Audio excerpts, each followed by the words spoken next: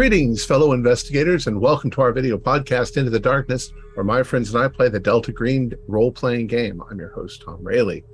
Tonight we have a long one-shot. The scenario is The Blackthorns. It is a backer extra from Fear's Sharp Little Needles. It was written by Jeffrey Moeller, who is also our handler for the evening. This is Jeffrey's first time running something for our channel, and we are very excited. So, without any further delay, let's begin our journey into the darkness. Jeff? Oh, hey, first I'd like to say thank you for inviting me to run a game for you. I really do appreciate it. It is Memorial Day weekend of 2022. And just as you all thought you were about to actually enjoy some time off, you checked your emails before you left, which is always a bad thing to do. Your handler, each of you, none of you know each other. You have your cell, S cell, is newly formed. Several of you are survivors, I noted, of other cells that met some unfortunate ends. And your newly formed S cell is administered by a handler who goes by the handle Agent Sophia. You have no idea who Sophia is, if she's a she, if he's a she. What, you have no clue about Agent Sophia. Agent Sophia is the person that each of your respective handlers told you to expect to hear from next time. Agent Sophia communicates with you, each of you, via a separate shared email account, meaning that each of you has a Gmail or a Yahoo or a Hotmail account that she also knows how to sign into, type you messages to leave in the draft folder, and then expects them to be deleted after you've read them. That is also how you communicate with her, although she has been very insistent that you always remember to delete your drafts as soon as possible. And generally, you've gotten the impression that she doesn't want to be bothered too much. She's very concerned about security. Each of you have formed the impression that if who she is got out, it could be problematic. So she trusts you with very little personal identifying information. That is to say, none. As you're each getting ready to go on to your weekend plans, you check your email, and unfortunately, there's a reference in there to opera tickets. The opera is Hansel and Gretel. It is being shown in the town of Fair Oaks, California, which is in the general Sacramento area. It's about an hour north of Silicon Valley in the woods. She says, watch the news, Google Bobby Black, and get out there and do whatever needs to be done.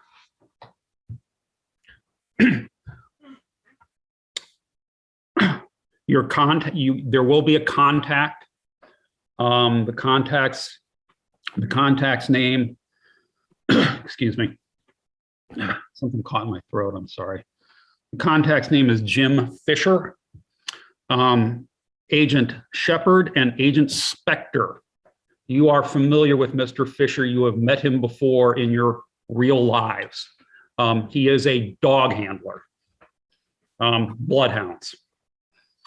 So each of you have worked with him in legitimate, above the board kind of search and rescue missions before. He knows your real names.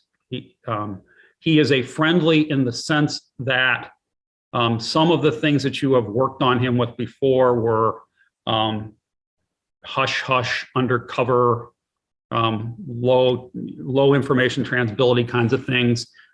He does not know anything about anything weird, but he knows that you guys are something. The two of you occasionally get assigned to sort of black ops sorts of things that have to be kept at low profile.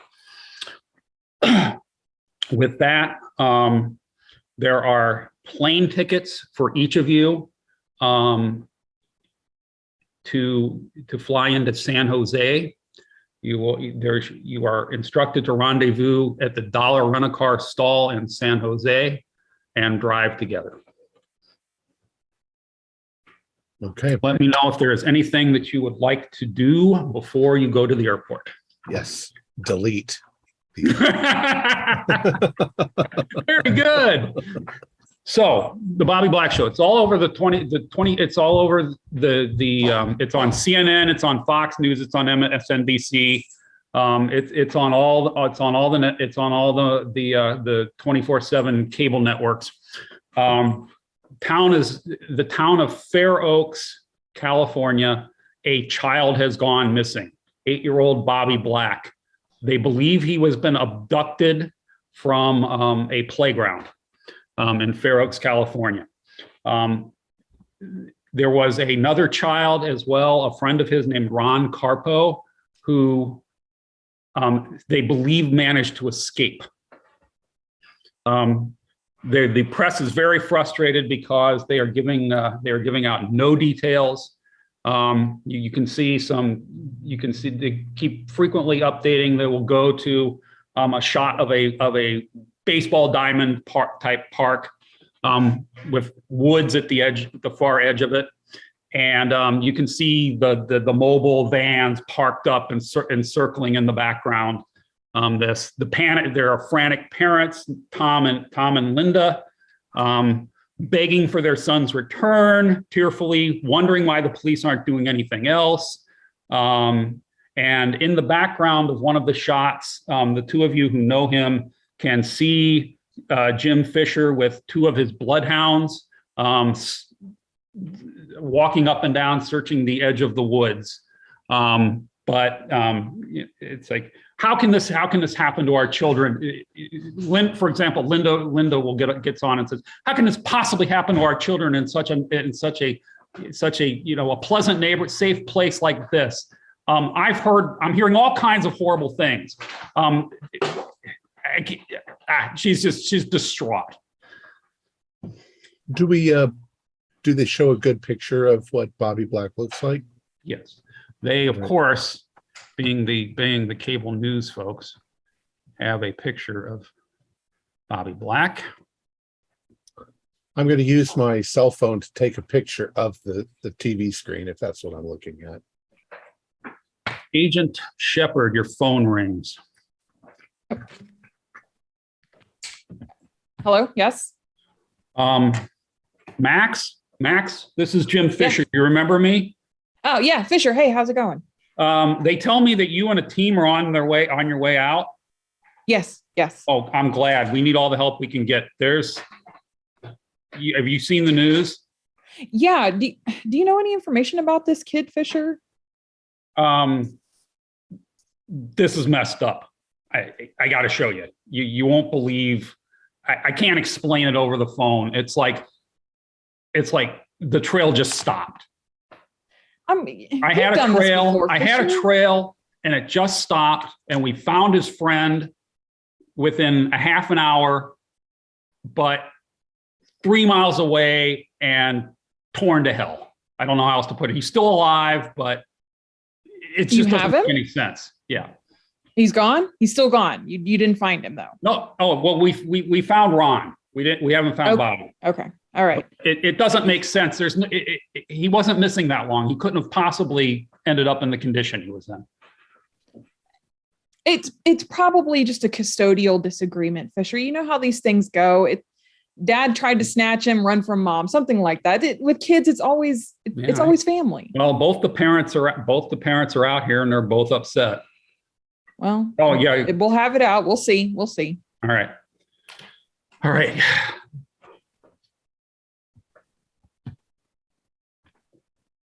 Other than my usual gear, I've just got a taser. But I've got various test kits and so forth for anything that I might need to examine or test.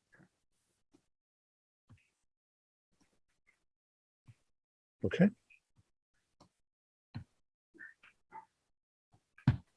I don't have anything else I'd do. I'd probably just, make my way to the airport. Yeah, I'd make sure I have all my normal equipment. I'll have my gun as well. Those of you bringing firearms onto a plane, make sure you have your badges and make sure they'll withstand scrutiny. I'll pack my taser. I won't be bringing a firearm. I'm just bringing my go bag and my computer equipment. All right. The trip to San Jose is unremarkable. Of course, you don't know each other from the site. From the on site. So eventually, there's an awkward moment where you arrive in San Jose. You get your bags, and you're all standing around the dollar rental kiosk, looking at each other. Oh. Do you all have tickets to the opera too? Well, you can put it that way. Yes, I suppose so. Oh, which one are you seeing? Hansel and Gretel. I've heard it's very good. I as well. I've also heard it's very good. I'm looking forward to If we're isolated enough that there's nobody standing around where we are. It is late afternoon at the dollar rental car storefront in San Jose at San Jose Airport. There's nobody there. Agent Suave. What's your specialty? Engineering. Agent Staccato, computer specialist. Shepherd, search and rescue. Yeah, sweet. And I'll hold up my medical bag. Yeah, Spectre, I guess psychology.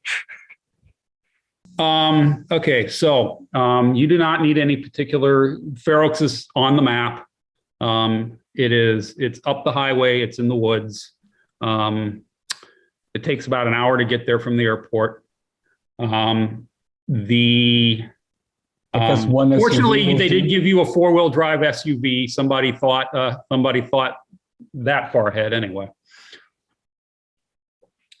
Right. As you're loading things into the trunk, you do notice that there is a foot locker in the trunk that would not normally come with an SUV of this nature. What's in this? Is there a lock that comes with it? No, well, if there is, it's not on it. Let's look inside. Maybe it's just for repairing your tires and stuff. But No, you open it up and there are 3 things in it. One is a looks like a handgun that has been broken down and disassembled into its component parts. okay. One is a vial with some sort of clear liquid in it, like you would draw a syringe into. So And small. the third is a clay tablet with odd markings on it, possibly some kind of writing. It's about the size of your hand. Does it look like cuneiform? It looks exactly like cuneiform, and I won't even make you roll. Would I be able to find anything out about the tablet with unnatural skill? What languages do you have? I have Cantonese. So. It's not in Cantonese. But if you'd like, if someone had, what do your occult rolls look like? Yeah, I've got 40. So If somebody has 40, it looks like some kind of a cursed tablet. Yes, There were this so many. tablet's pretty spooky. Yeah, there were so many Sumerian tablets that were rescued from, tens of thousands of them, and some of them do have spooky things written. Sophia thinks we're going to need a Sumerian curse. I don't know. It's And- odd that she's bringing us out here on a missing kid. That's not exactly what we're. Yeah, I got a bit of a panicked call, honestly, from a guy that I know who does, dogs, bloodhounds. You probably saw him on TV, and he seemed pretty shaken about the whole thing. It's almost always parents, but I don't know. He said that the kid that didn't get snatched, I don't know, it was, brutal or something. Well, Well, it I'm looking struck for me- the weirdness here. It's not always parents. Yeah. No, 90% you're right. of the It's time not. it's parents, but 10% Aunts, it is can be aunts, uncles. It could be members Family, of the family in general. It's almost always other kids. That's You said why- playground, which most kids don't go up. The kids are taught not to go up to strangers, and so very likely it was somebody that he knew. Mhm. Well, but they were two kids, so Yeah, so two It's kids not- not related to one another going up Yeah. to somebody. That's really odd. Yeah, but The initial email was a little vague. It just said to do whatever needed to be done. So that's, it struck me that the authorities were actually able to keep all the news buzzards at bay. There So may be there's stuff- something being covered. There may be a lot of stuff that the police haven't said. Mhm. Do any of you have? Any of you have access to the police? Any credentials that'll get you in? yeah, I can. Yeah, Cool. I can as well. Hey, Doc, But- what's in this vial here? Yeah, it's unmarked. It is unmarked. What's the stopper? Is it cork or plastic screw or Plastic screw. It looks like it's set up for a syringe. right? Can I twist it off and give it a sniff? You can. All right. Any scent? Nope. No label on it. Nope. Yeah, that's odd. I would give it I'm tempted to just put a dot on my tongue, but No. for all I know, given the ancient Yeah. Sumerian tablet, it might be pure LSD and I would be very useless. Could also And be it does- deadly poison. And a disassembled handgun. Yeah. It's- well, Which- surely you know how to put this together again, Spectre. I do, and I will see if there's anything missing, any parts. Why? missing. Why disassemble the gun? Probably to transfer it. To hide Maybe. it if it's sitting here in this car. Is it a handgun or? It is. It is. It looks like a revolver of some sort. I an old gun. put gloves on and I start to check Um, it out. Before you do too much, could this qualify as a green box here? Are these things that we shouldn't be fucking around with? I mean, I wouldn't fuck with the tablet personally. No, I'm not. We got touching a the tablet, a strange liquid, and a disassembled gun. I'm not going to assemble again. I just mean, wanna we've all look at seen- the- We've probably all seen TV shows where there's a killer gun that anybody who touches it, becomes a killer. That's why I'm. TV That's shows, fantasy. That's Well, why we don't assemble the gun. I think they're tools to be used on our opera. That's my expectation. but Possibly. It's kind of a puzzle as to why these are the things Sophia thinks will be useful. That's Since why I none just of need us to see can if speak it's. Sumerian, I'm not sure exactly how we can use the tablet. In the long run, it'd be interesting to try and speak to the other kid. Absolutely. We had a case a few years back where it was a kid who attacked a kid. Well, It's rare, but it's not unheard of. I agree. We need yeah. to talk with him. So by the time you get your rental car together and start driving, you're starting to get into rush hour traffic. Takes you a little longer. It is Memorial Day weekend though, so the sun is still out. But it's getting late into the day by the time that your SUV pulls up at say you go to the ballpark first to rendezvous, and Jim Fisher, who two of you recognized, and for the others of you, he's the two with the great big bloodhounds. Comes trotting over to your SUV and calls Shepard Max and calls Spectre Spencer and is glad to see them both. I'm glad you guys are here. This is messed up. Come on. Let me introduce you to you guys. You guys have sanction. I asked the scene commander to let me get some help in here, and you guys are the help. So come on. Excellent. He introduces himself to everybody. You can give him whatever false identity you wish, if you should wish to. But I'm Jim Fisher.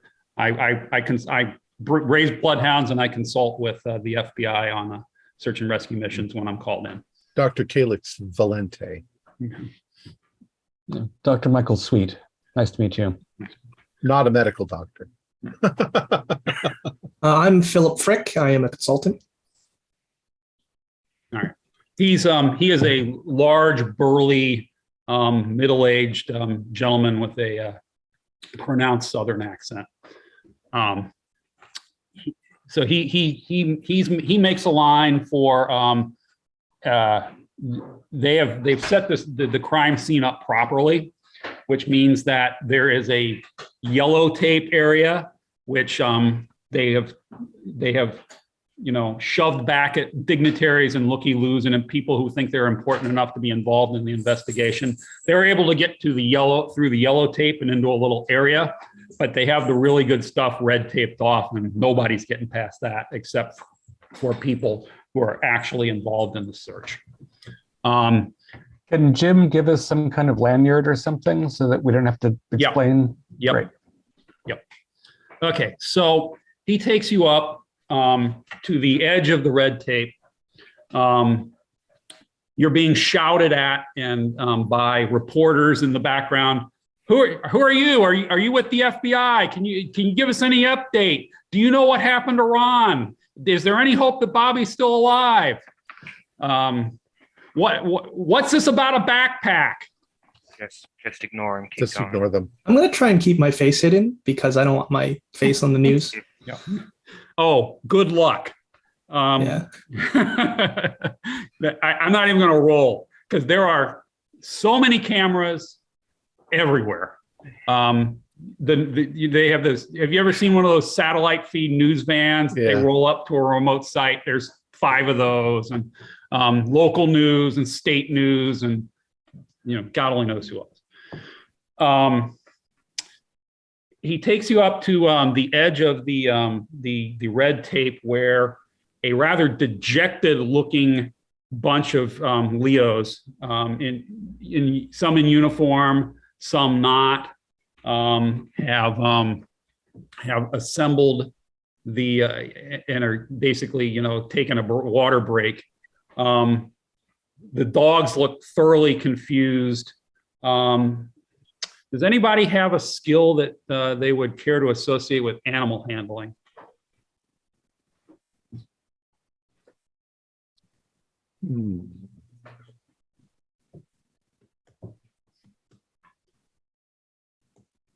No.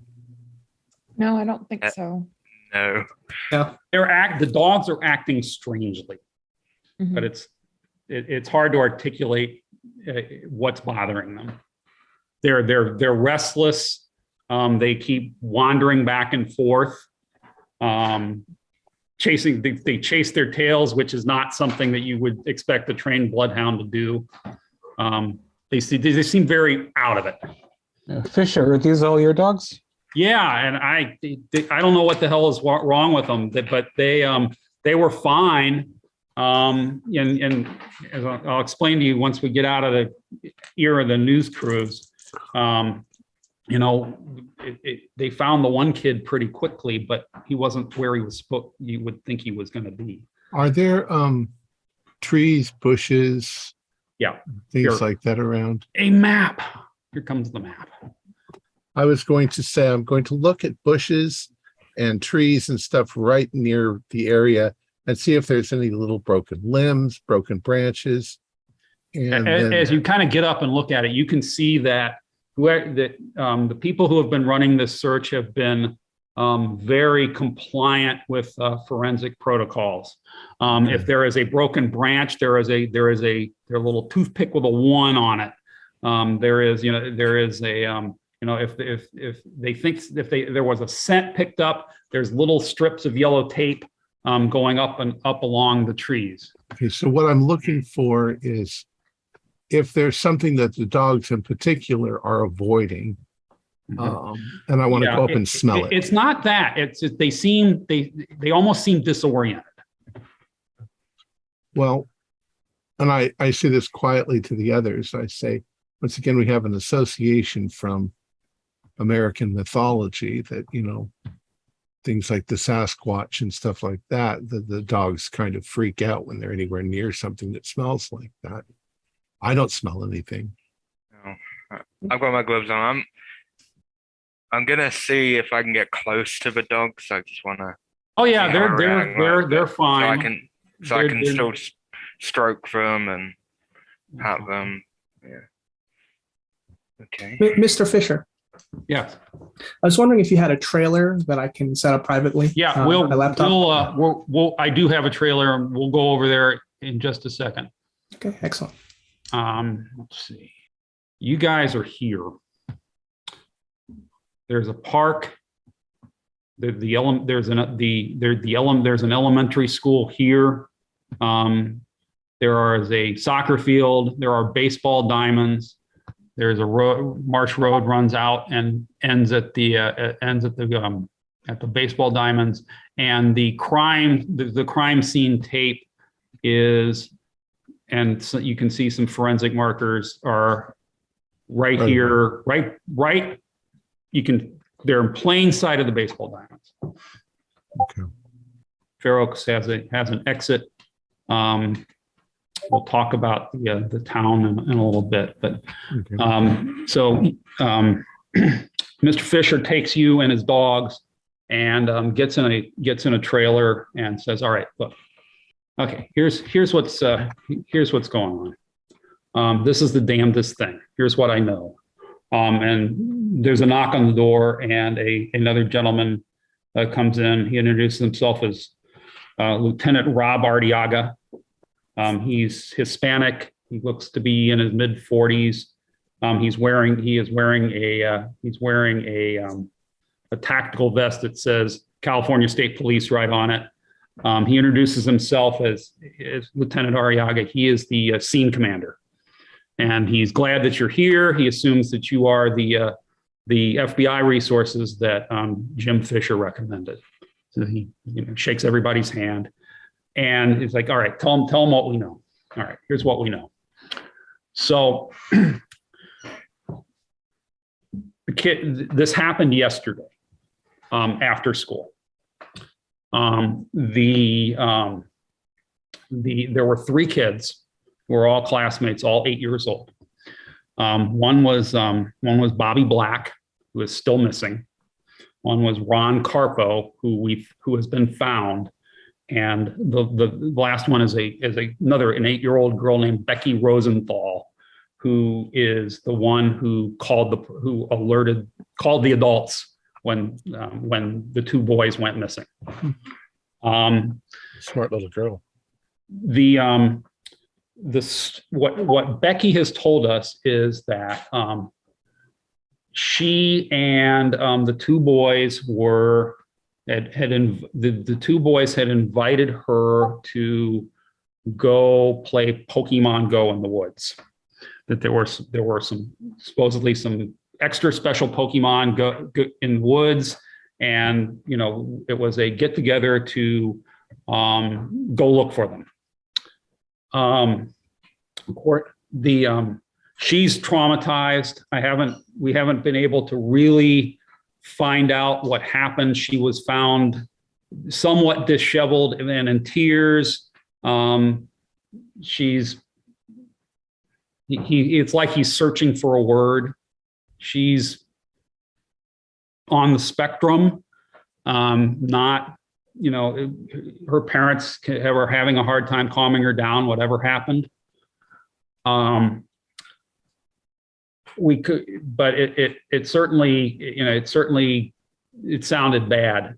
We thought perhaps they were just hiding at first. So we had one of the Leos came out in a squad car and was going to poke around the woods for them. And while he was doing that, so he got there in 15 minutes, was looking around for 15 minutes, and then after he'd been looking for 15 minutes, 2 miles away on the other side of town, somebody found Ron Carpo. And Ron Carpo was filthy, emaciated, which he is not normally, covered in wounds and scratches. His clothing was ripped. It looked like he had been swimming through a sewer. And he is in the hospital, and he is completely non-communicative, catatonic. We, at that point, that's when I got called. So I came in with the dogs. I got here pretty quickly. I was in California anyway. We went searching, to figure out what had happened. The dogs were able to follow Becky's scent, Ron's scent, and Bobby's scent about 20 feet into the woods. And we have it all forensically marked. 20 feet into the woods, Becky's scent continued and went back out of the woods. Ron and Bobby's scent just stopped.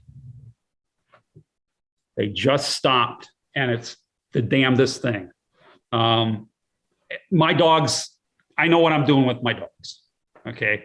People's scents just don't stop. There were no tracks. There were tracks leading up to that point, but then they just stopped too. The dogs couldn't pick up a scent. We found Ron on the other side of town. We have no idea what happened to Bobby. There's been no sign of him, but we did find this.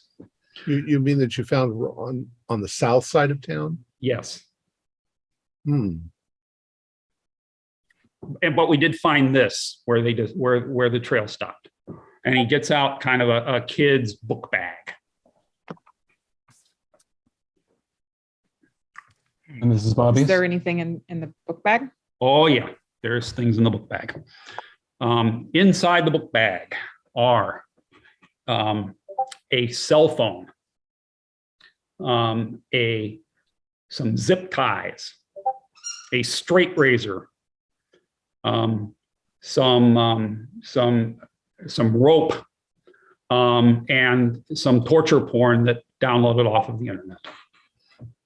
And this is in Bobby's backpack? Yes. Odd thing for a child to have. Oh no. Obviously, the perpetrator just stuffed all this stuff in his backpack and dumped it. Unnecessarily. well, if the perpetrator was going to do things to the kids, then he wouldn't have left this behind. He would have used it. No. Have you Oh, dusted the Would have items for kept it prints? as a trophy. Well, what about the fact that the two boys were luring the girl into the woods to look for Pokemon? Yeah, that's I mean, wasn't there a case a number of years ago where two boys lured another boy into the woods and then beat him to death? The Yep. Bolger And- case. And they were just Yep. kids. moment of, and it happens more, not as like regular, but it happens a lot. Well, honestly, kids going missing in the woods happens all the time. But I'm just wondering if there were any fingerprints on the objects. See if it matches anything in the database, the criminal database. Yes, well, we definitely need to talk to the girl. Yeah. And the boy. They have not they've been focusing on the search. Because they don't have a body. They did not want to disturb the crime scene any more than they had to. So they have marked it. They have they picked up they secured the backpack. They took Ron to the hospital. They sent Becky home to her parents. And beyond that, they haven't done anything because they realized they were going to need help. the torture porn, You say he downloaded it from the internet. What, did he print it on a printer? Yeah, and there's like little HTTP. Oh, that's what I wanted to know, is what site he had. Well, we can get to that. That's it's not one you recognize. Okay. It's not like Pornhub. No, it's not like Pornhub. Well, it wouldn't be. He would have had to have gotten, isn't this, and we can see the porn in front of us, right? You can see the porn, It's and pretty violent. It is violent. It is. It looks like stills from a snuff video. Okay. Philip. Probably that onion then. And it features someone tied, bound, gagged, and tortured with a straight razor. Philip, you know your way around the computer, don't you? Yes, I can look into this on my end. This looks like the kind of thing that would come off of, what's it called, the dark web? Possibly. So I don't think normal porn sites will let you put actual torture. How much charge is on the cell phone? It is half charged. Okay. Check and see if there's any messages to his buddy, Ron. Yeah. Yeah, I can definitely take that when I have the chance. And all relatives in this child's life are accounted for. No one mysteriously cannot be, Yeah, the parents are cooperating. All the parents are cooperating. They are all strangely enough, it's 3 married couples who are the actual biological parents of each child, and they're all still together. We definitely will have to search the kid's bedroom. I have to see if any of them are overly religious. Possibly. They are not. They are all professionals. For example, Bobby's parents are 2 lawyers. Ron's parents are an accountant and a stay-at-home mom who happens to have a master's degree in biology, but doesn't work right now. And Becky's parents are a pair of doctors. This is as you drove through the town, this is a nice town. It's upper class. $20 says it's the lawyers. I'd like to pick up the cell phone. Okay. And I'm going to angle it towards the light to see if there's any smudges, to see if there's any pattern to unlock the phone. Oh, that's smart. Yeah. So I'm going to take the smartphone, hold it up to the light at an angle so I can see the fingerprint markings for where the password's supposed to be. There aren't any. Okay. It's very strange. It looks like, it's been charged. It's got a charge, but it looks new. It looks new. Yeah. Did the parents, what do Bobby's parents know about the contents of the backpack? We haven't discussed it with them yet. So we don't know whether this was a phone that Bobby had, or whether this, like the other items, perhaps belongs to the perpetrators. Right. It will be worth bringing this up to the parents, but the problem is when it comes to parents, they tend to be overprotective of their kids, and so they might try to hide any details, like if he's had disturbing moments or whatever. But the girl is definitely someone I want to speak to, the young girl. I'm not sure I want lawyers breathing down my neck. Does the rope look new or used? New. In fact, everything in the bag looks new. Have they spoken with the other boy, Ron? Has Ron he said is anything? in the hospital and is a bit on the catatonic side. They haven't been able to get anything useful out of him. So he's been sedated. And you said he's catatonic and he's emaciated, which seems to be nonsensical in terms of timing. Yeah, he wasn't. And he's got cuts and bruises and he's dirty, but does he have any meaningful injury that they've been able to determine at the hospital? Other than he has a lot of cuts and a lot of superficial cuts and bruises. As though he'd maybe traveled on his own for a week trying to get back to Fair Oaks. Through blackberry thicket or something. Right. Well, let's take a good look at the actual site. I'm gonna. So let's figure out what we're going to do first. They have cleared out some of the news flax, which the news flax are not happy about. So you have rooms at the inn at Fair Oaks, which is downtown. It's not a chain; it's an inn. It's on the public square. That's where the cops are as well. So, good. I'm going to download Pokemon Go and see if there are actually any Pokemon 20 feet into the forest here. Are you using the phone from the backpack or your phone? My own phone. There aren't. Yeah. Actually, it does bring up a question: does Bobby's phone have Pokemon Go on it? We're not sure this is Bobby's phone, but I can try and get into this phone. Yeah, it doesn't. It does not have a SIM card, but you can turn it on and look at the screen. Yeah, it doesn't have a password. I'm guessing. Apps. No, it's not. It is not. It hasn't been set up. Okay. Yeah, does it have Pokemon Go? Of course not. Right.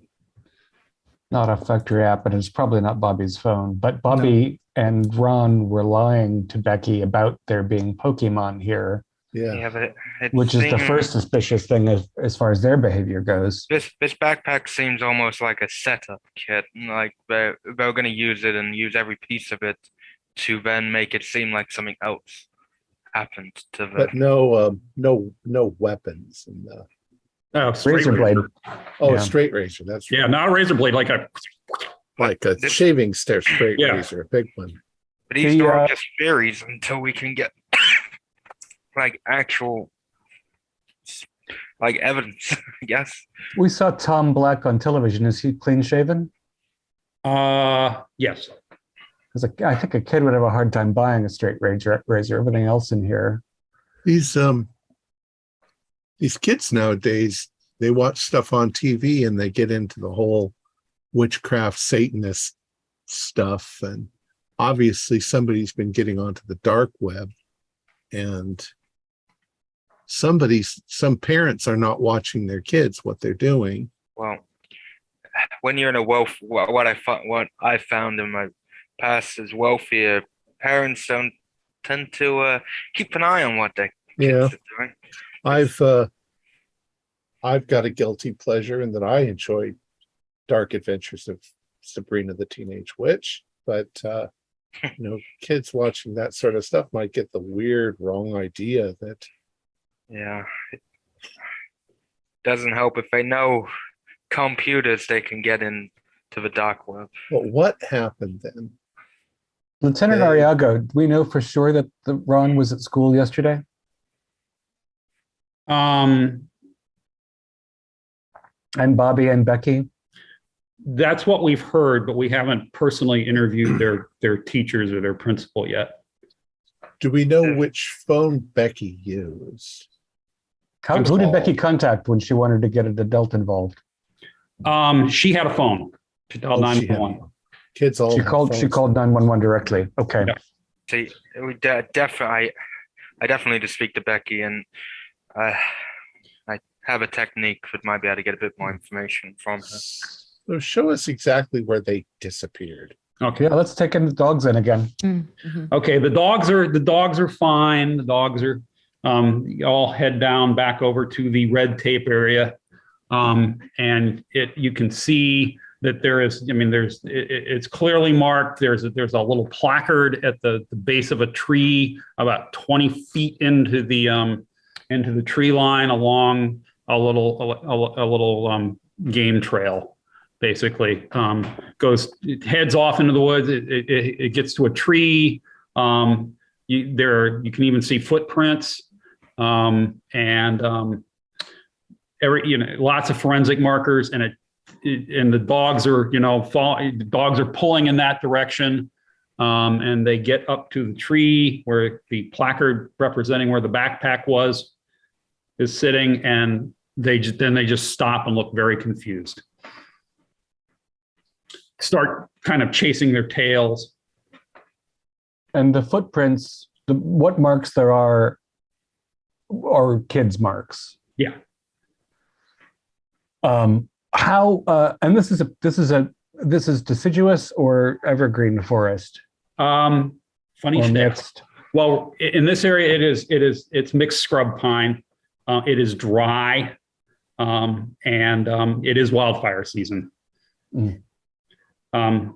There are, as you were watching the news, I'm trying to figure out about what was going on. There were bumper mentions of a couple wildfires in the general region, but not right around here. And the weather's not stormy or anything. It's just dry and hot. Dry and hot, yeah. Yeah. What you get now is you get a thunder or lightning storm that would start a whole bunch of fires. And what kind of terrain was Ron found in? I put the map back up, but basically the town site is surrounded by woods. Right. And the same sort of woods. And he stumbled catatonic out of the woods south of town. Yeah. And so a passerby picked him up and called the authorities? Yeah. I mean, look, an 8-year-old kid all, beat to hell and bloody and muddy and scratched and has just fallen down in my yard. Can you help us? and well, the person who found him has been cleared as a person of interest? Yeah. Okay. And he's on the south side. So somehow he got from the north side of town to the south side of town without between coming the time into that town. Right, with Becky calling the police, and then they searched for 15 minutes, and then the call about Ron came in. So it's as though he were just flipped over the town, and he on foot he couldn't have made it that far, 2 miles. So that's true. He was found shortly after they disappeared. Obviously, there weren't any helicopters in town that afternoon. No. Because I'm trying to figure out how you could vertically go over. Is there any way you could park a car at the Diamond? The kids could be, or the kid could have been chloroformed and stuck in a car and driven across town and then dropped. Is it possible to hear the 911 call that Becky made? Yeah, we can pull that up. So just give us a few minutes here. Thank you.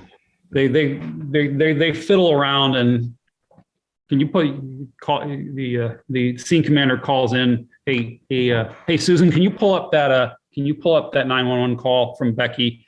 And she does, and it's like, and so 911, what's your emergency? You hear a little girl's voice. The little girl's voice has odd prosody. It's very lilty.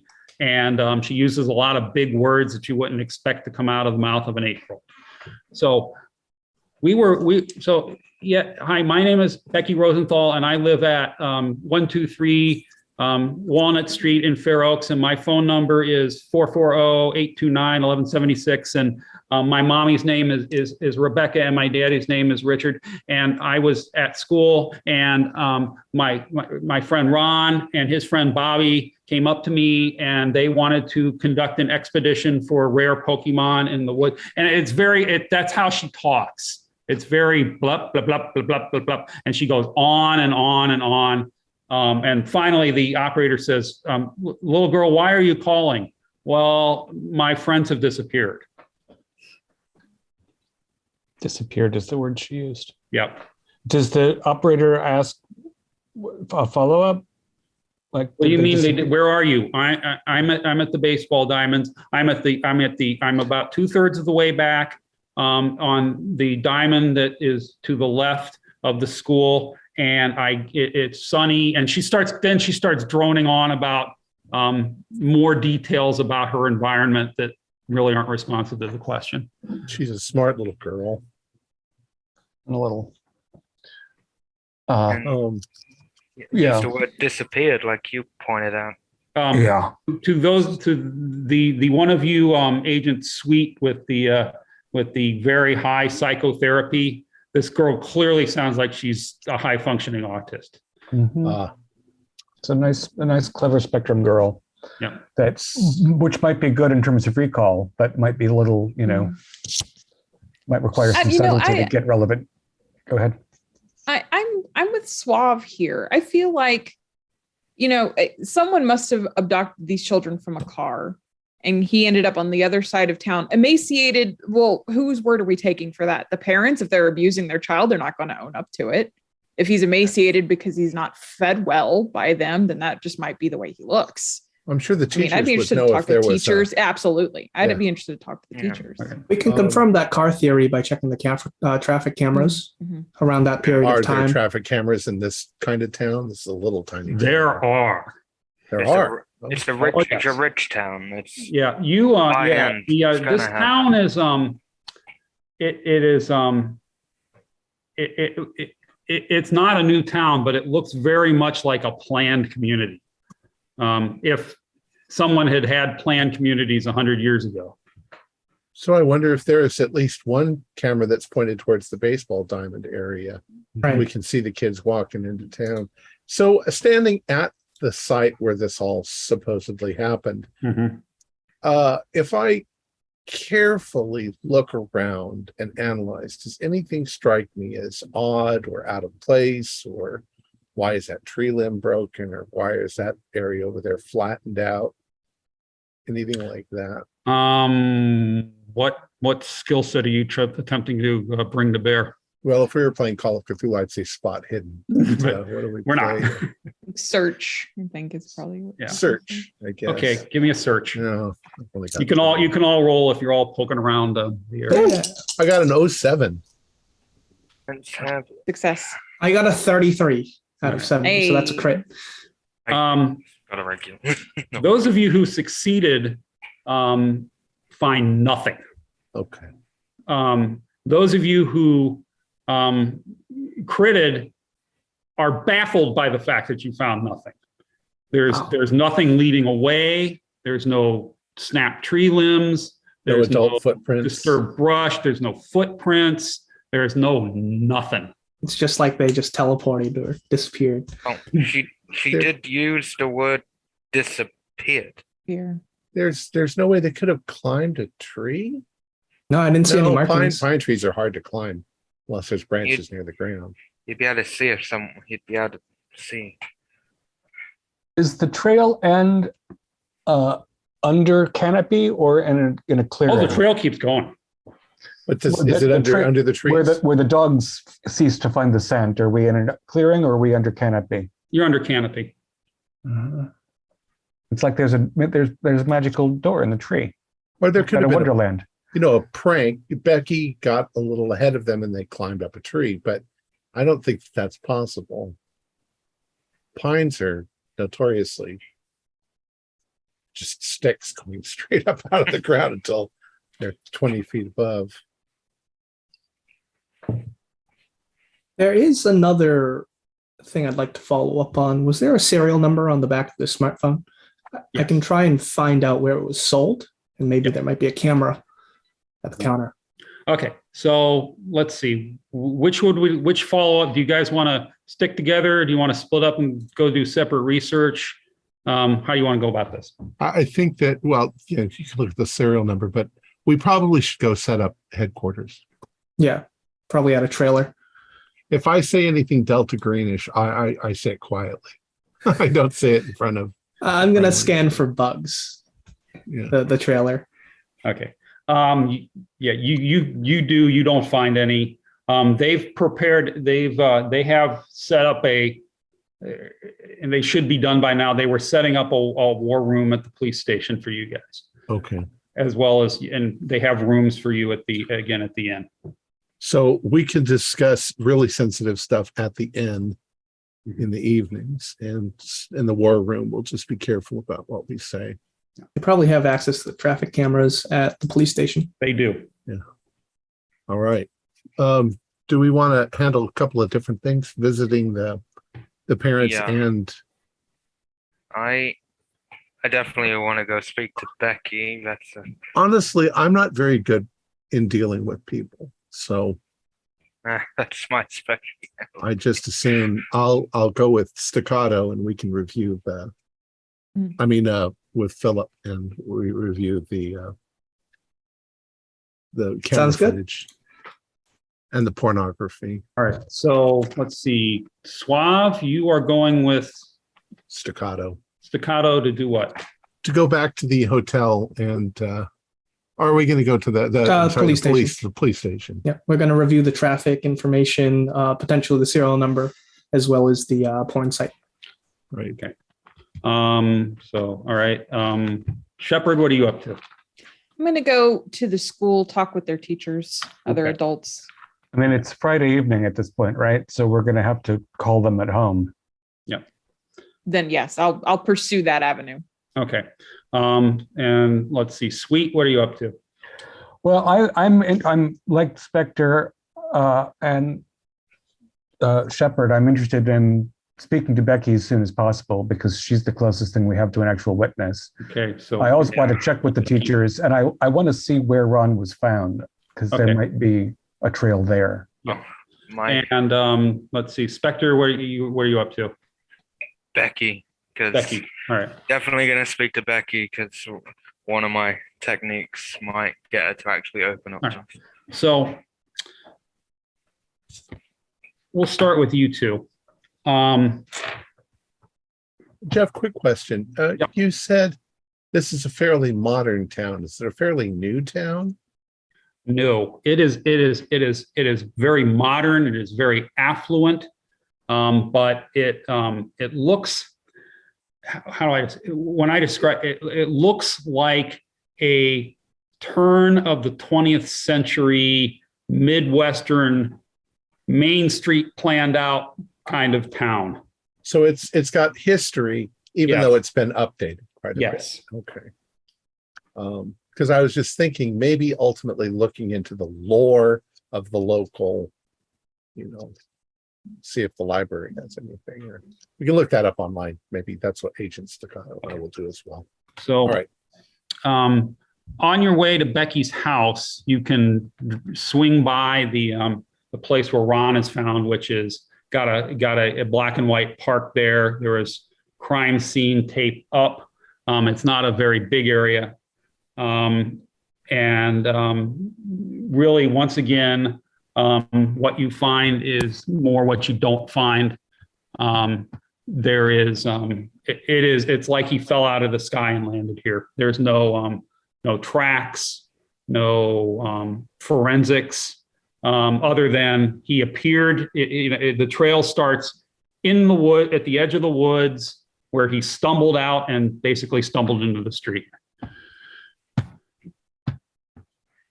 Peculiar, Sweet, isn't it? How does one just appear here? Okay, so on any tracks?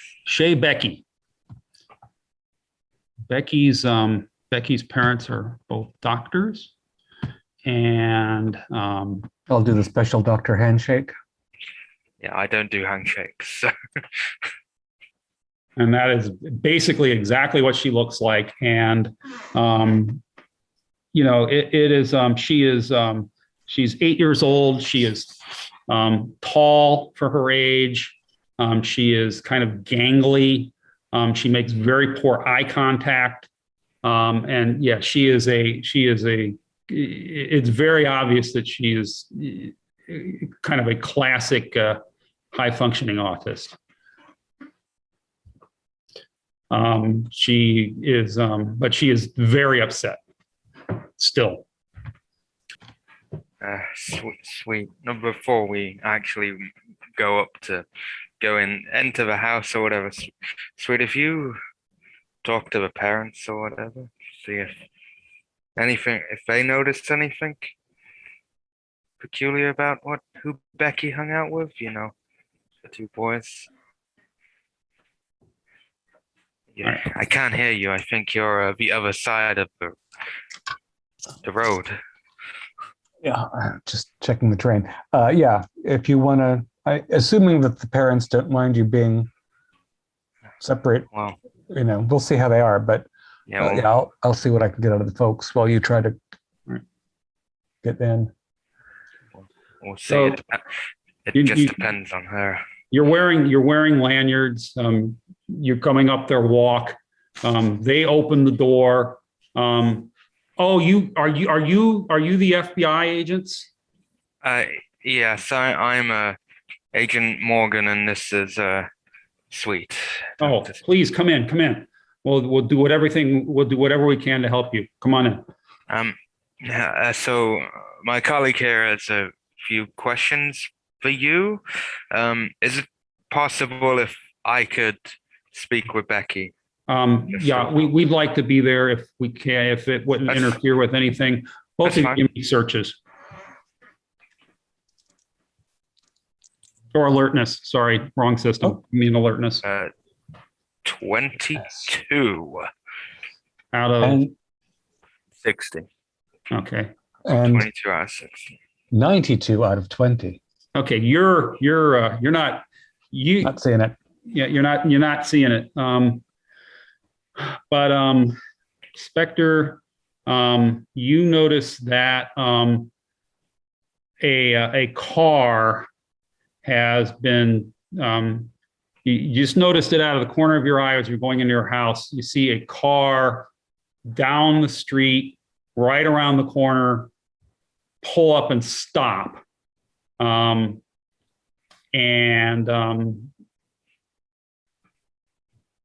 It just stops. It stops at a stop sign and then does not continue going, which I am suspicious. I would discreetly just lean over to Sweet and just whisper in his ear about it. Just keep it short and sweet, but nothing too inconspicuous to him. But. It's a black compact car of no particular. Yes, it's exactly what it is. And it's a block away, so I can't see a plate. Right. I can see the plate color if it's. No, it's got the side to you. Gotcha. If you're trying to be stealthy and notice something, you can give me another alertness check. Not the most alert. No. Oh. Yeah, it's. We'll see if it's there when we come out. Yeah. Yeah. Following us. Yeah. All right. So they usher you in. It's a very nice house. It's not a McMansion, but it's on the edge of being one. Mm-hmm. They show you in. Becky is sitting there reading a book on Greek mythology that is completely age inappropriate for her. Like a textbook. And her mother says, "Becky, these gentlemen from the FBI are here. Can you talk to them?" And she looks like she's been through hell, but she's like, "Yeah, okay. Hi, I'm Becky." Hi, Becky. I'm Agent Morgan, but you can call me Spencer. And this is Dr. Sweet. Are Dr. Sweet? Are you a physicist? Are you a clinician? What kind of doctor are you?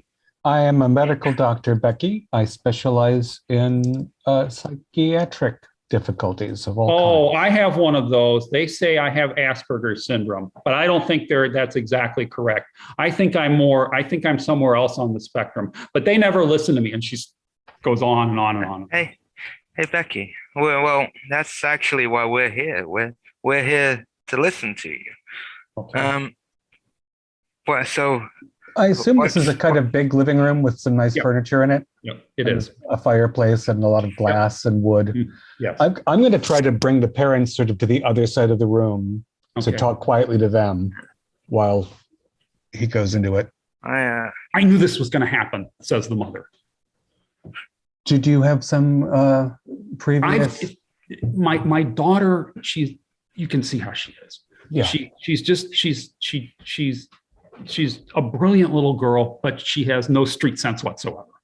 Right. And if I've told her once to stay away from that Ron Carpo kid, I've told her a million times, and she just won't do it. And it's not really even Ron Carpo. It's that nasty friend of his, Bobby Black, the kid who's still missing. Right. He's nobody in town likes this kid. Okay. How are the parents' reputation? School bully. He makes fun of Becky constantly. But he calls her names. but Ron follows him around. Have you talked about your problems with Bobby with Ron's parents? I'm sorry, I didn't hear you. Ron's parents? Yeah, Ron's parents don't want him hanging out with Bobby either. The kid's bad news. Does Bobby get into trouble in school as well, or is he good at pretending? He's constantly getting suspended, and then he's back, and then he's not, and then he's back. I heard that his mother quit her job to stay home and keep an eye on him because he gets into so much trouble. And Ron's parents are nice people, but Ron is kind of a jellyfish, and he follows him around and does whatever Bobby tells him to do. And Becky, I keep telling Becky not to hang out with those boys, but she doesn't really have any friends. Mm-hmm. She's an only child. Yeah, she's an only child, and would you say that Bobby is pretty magnetic? Is that why Ron and comes to him? Right. Does he have other like little members in his cadre? It's pretty much just the two of them. Most of the parents, nobody, even Ron's parents don't want him hanging out with Bobby. But Ron doesn't listen, and then Becky is Becky. Yeah, and it's not a big town. Probably their social opportunities are somewhat constricted, and sometimes the bad kids are magnetic. Is this the first time that Bobby's gone missing, or does he take off? No, I can't remember him ever being missing before. Mm-hmm. When Becky came back to you after the boys went missing, was she entirely physically okay? Yeah. She was sad and scared, and talked more than she normally does, which is saying something. But yeah, I mean, yeah, she was fine. Mm-hmm. And she has flights of fancy, but she's not a storyteller. She's a very No, she is. She's the problem is that she's guileless. Mm-hmm. She. So when she said the boys disappeared, it's as though they froze and couldn't respond. They're still in shock. You got to understand. Well, at least Bobby was a bad kid, so I don't feel so bad about the fact that he's being stretched over unimaginable distances. Oh, here we go. Okay, I'm back. I'm getting warnings that my internet connection is unstable for some reason. I love that warning. So right, she's guileless. I think was the last thing you said. So, Tom, you're mute. Okay. I was just agreeing with you. Spectre, you're talking to Becky. Yeah, I will. So, Becky, me and you are actually quite alike. I also have. I'm also on the spectrum. Oh, who's your favorite Greek demigod? I'm not into Greek mythology, I'm afraid, Becky. But what do you like? Why don't you tell me who your favorite Greek demigod is? Procyon. So why? Just because I think his constellation is the neatest. Oh, wow. So Becky, what do you do to calm yourself? If you're, scared. I read books. Just read and read. So I have a lot of books. Is this the one that you would turn to for certain reasons? When I'm scared and I need to calm down. Okay, so Becky, I'm gonna try something with you. Okay. It might be a little bit more difficult, but it's worked in the past. I want you to close your eyes for me, Becky. Okay. I want you to think about your favorite book. Okay. And I want you to stay focused on that book Okay. throughout every question I ask you. Just keep your mind. So if it gets a bit too much for you, you've got that as your focus. Okay. I want you to now think back to when you went with Bobby and that to the woods. Oh, well, I didn't really go with Bobby. I went with Ron, and Bobby was kind of there when we were going to look for Pokemon. Okay. So you're with Ron Mhm. and Bobby was there. Yeah, he shows up a lot whenever I get together with Ron, and then he's not very nice. So I don't like it when he comes along. He's mean. Okay. That's a good start. So He smiles a lot, smiles a lot. but he's mean. Okay. So you're there. Okay, you're with Ron. Forget Bobby for a second. Act as if Bobby's not there. Bobby ruined everything. Ron and I were going to go look for Pokemon, and he said, and Ron told me that there were some really good Pokemons in the wood, some real like a Blastoise even, and I haven't ever caught a Blastoise. So Ron said he knew where a Blastoise was, so we were going to go find Blastoise. And we got into the woods, and Bobby didn't seem to want to play Pokemon because he said he asked me if I wanted to play a different game. What different game? Did he elaborate? He didn't say. Ron started crying and ran away. Okay, so and I went after Ron, and but I didn't get very far. And then I turned around and Bobby was gone, and he had this backpack and it was on the ground. Okay. So when you went after Ron, Bobby was definitely still where you last saw him. Oh yeah, it was only like 9 seconds. Okay. And you were following Ron. Myself sometimes. 1,000, 2, 1,000. I do that myself. To just keep me in the moment, I guess. You were following Ron. And I lost sight of him, and I turned around and I didn't see Bobby. I just saw that backpack, and it wasn't mine, so I left it alone. And I called for them and said, Ron, Bobby, where are you? And they didn't answer, so I went to find a grown-up, because my mom says that if I'm ever by myself and I don't know what to do, I should go find a grown-up. Well, your mother's a smart woman. That's exactly what you need to do. I've just got a few more questions. So during that time between Robbie behind you chasing after Ron, and Bobby and Ron, did you notice anything else? You're a smart lady. No, it was all very quick. What was the how were you feeling there? Did you feel cold? Did you feel warm? No, it's just normal.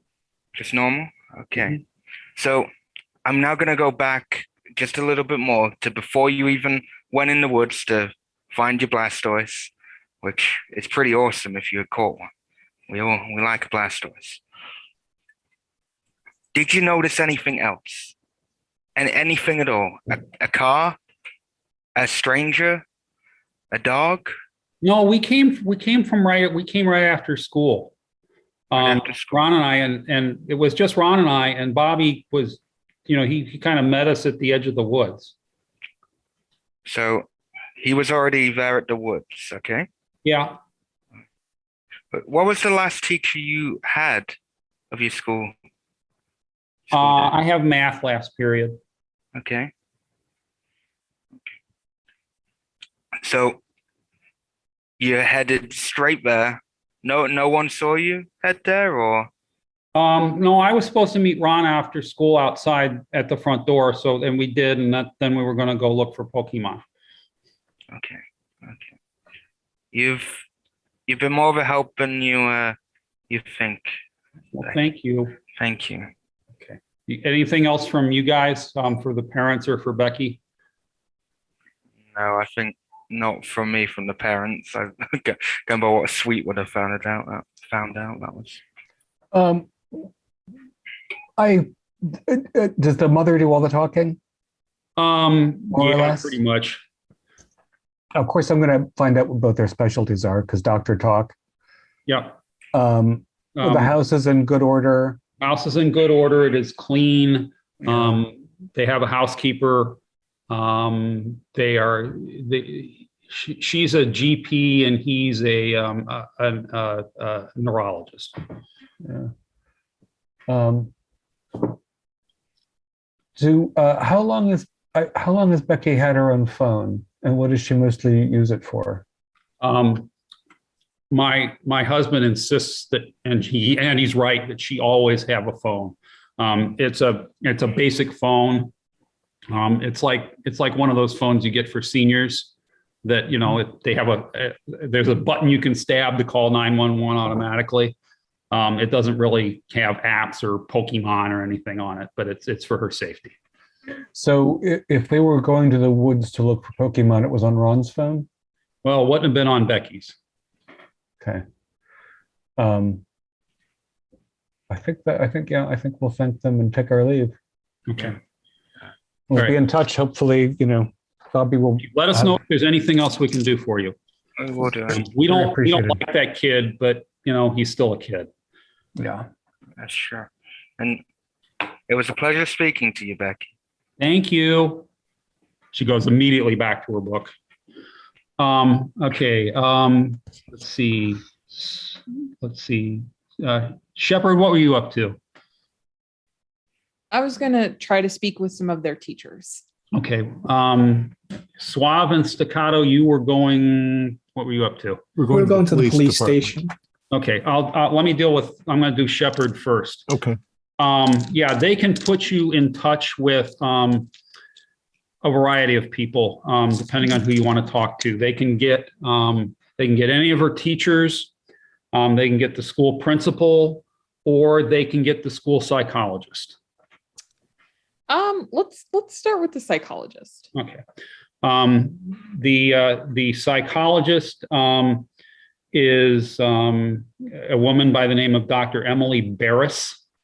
And she has a home here in Fair Oaks, which is where she would likely be at this time of the day on a Saturday. Okay. I'm just going to try to, if I have a number associated, I'm just going to. You do. The police, she's like, yeah, she's been, Dr. Barris has been around trying to help calm the classmates. Although frankly, none of them seem all that upset. But yeah, no, we can get her. Do you want to meet her at the station, or what do you want to do? Actually, if she has the keys to the school, I'd like to, if the kids have lockers, if they have desks that I could look through and we could talk while. Okay. Yeah. I'll get the principal involved as well. Okay. Yeah. Sounds good. Stan Smith is the principal. So you guys rendezvous at the school. Dr. Barris comes up. Dr. Barris is a younger woman. She is maybe in her early 30s. About your height, about your size. Sure. A little peanut. Looks very athletic and fit. The principal is an older man in his mid to late 60s. She's very polite. I'm Dr. Barris. Nice to meet you. You're one of the FBI people who are helping to look for Bobby, right? How can I help you? Agent LeBlanc, thank you, first of all, for meeting me here. I know that neither one of you want to be doing this on a holiday weekend, so I appreciate we've got a kid missing. Okay, we've got to do what we got to do. Yeah, what can you tell me about Bobby? We'll start with him. Could you excuse us? He asked the principal to excuse you. Okay, listen. I've been given advance permission by Bobby's parents to discuss his situation with law enforcement. I have to be careful of HIPAA, but yeah. Absolutely. Let me tell you about Bobby. There's a lot of stories. Bobby is the school bully. He's 8 years old, but he's a very charismatic young man. He's smart. He's very good at talking himself out of serious trouble.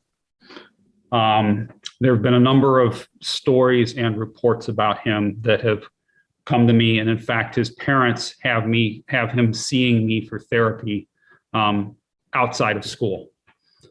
I've been seeing him for about 2 years. I don't like to hang labels on 8-year-olds, but if I was going to hang a label on this 8-year-old, I would say that I am concerned that he is a budding psychopath in the clinical sense. There are stories about him setting fires. There are stories about him torturing animals. Neighbors' animals have gone mysteriously missing. He's a bully. He controls this Ron Carpo kid, despite his, every effort we've made to kind of, keep the two of them separated. For some reason, Ron just doesn't have a very strong personality, and he follows Bobby around. He's particularly focused on Becky because people can just kind of say or do just about anything to Becky, and her interpersonal awareness is so off that it doesn't cause a scene. It's sort of like low-hanging fruit for a bully. I see. His mother, the parents have had trouble controlling him. They would ground him, but he would manage to escape or manage to get out and do something and avoid notice and pretend like nothing happened. Has he run away before? Has he run away in the past? He has run away in the past, but usually it's more like he will stay out all night, vandalizing property, and then come home in the morning like nothing had happened. His mother quit her job to kind of try to keep closer tabs on him after school hours, and it's helped a little bit. But I talked to the mother already, and she had to go in. She tries to work from home, and she had to go into work for something. And by the time she got back, he had left the house. And what is your feel about his parents? Do you feel like they're very frustrated people? I absolutely, but no, you don't get the sense people. Of abuse in the home. No, they seem genuinely concerned for his well-being, but they don't quite know what to do with him. And again, I don't like to hang labels on 8-year-olds, but absolutely, this is what I think. And Ron, his home life, does that seem stable to you as well? Caring parents? Yeah. I don't think that's the issue with Ron either. I think that the issue, I don't know what kind of hold Bobby has over Ron, but he has one, and we don't know what it is, but he has one. Well, could I have a look into their lockers and their desks? Any little bit of information might help. Okay. Yeah. So you take it in a locker. Becky's locker is all business. It is perfectly stacked books, no decorations, no debris, no litter, no nothing. Ron's is fairly unremarkable. Looks like an 8-year-old boy's locker. And Bobby's is empty.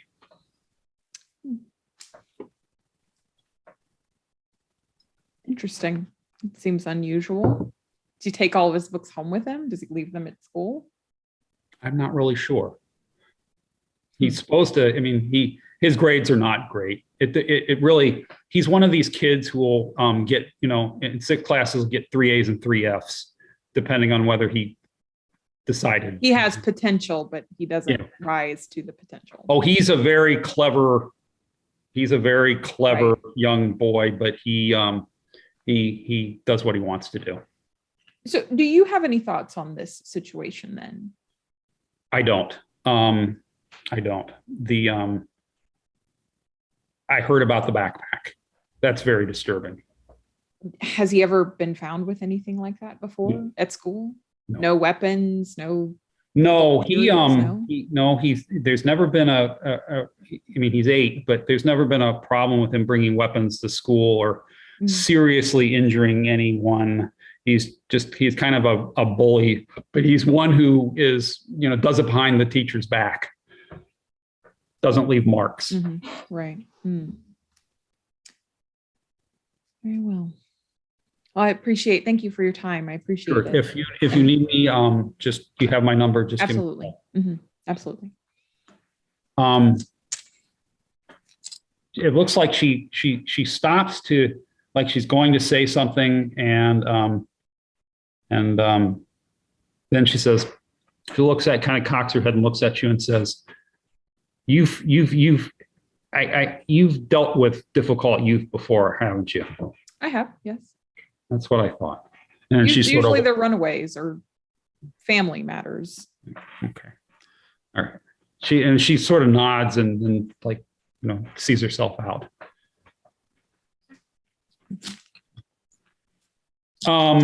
Folks at the police station. Right. First things first, I'd like to get some objects in this backpack dusted for fingerprints. Okay. You can do that. They'll run them while you guys are doing other things. Also, to get the entire thing sort of analyzed by forensic, there could be hair, telltale signs of things. Yeah. We'll get a forensic team on it. Great. And we're going to need access to your traffic cameras. Sure. We have potentially. That I can do right now. Come with me. Okay. So what do you want? Where do you want to see? I'm going to say the date and time when the phone call was made. Becky made that phone call, and any cameras that would observe the baseball field, right. And then also any cameras that would go across the town to find out if Carpo was in a car. Okay. So let's take this one at a time.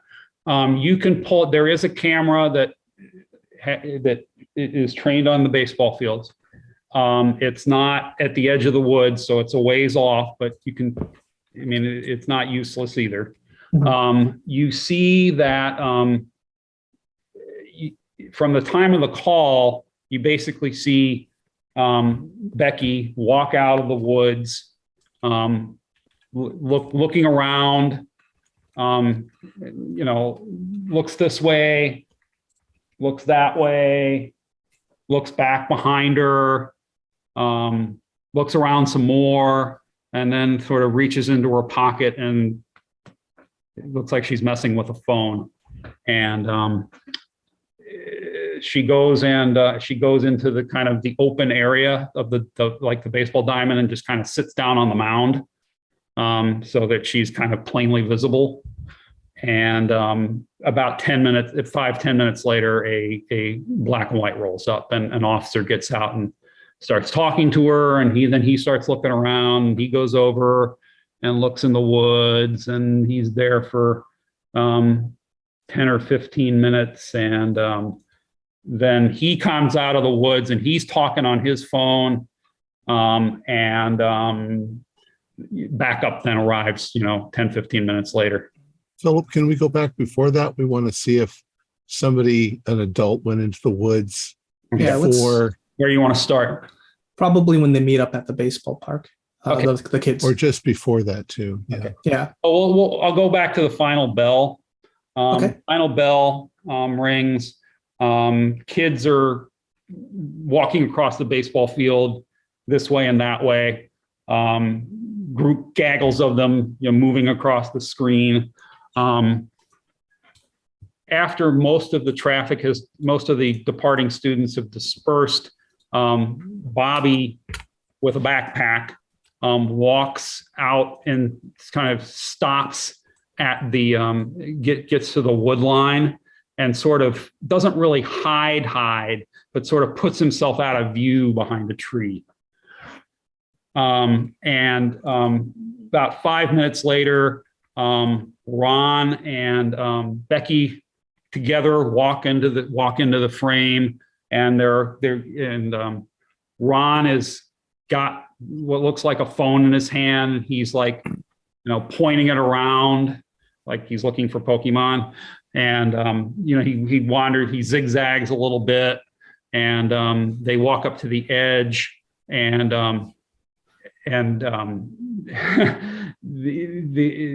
Bobby kind of nonchalantly saunters out from behind a tree and is like, "Hi, how you doing?" You think Bobby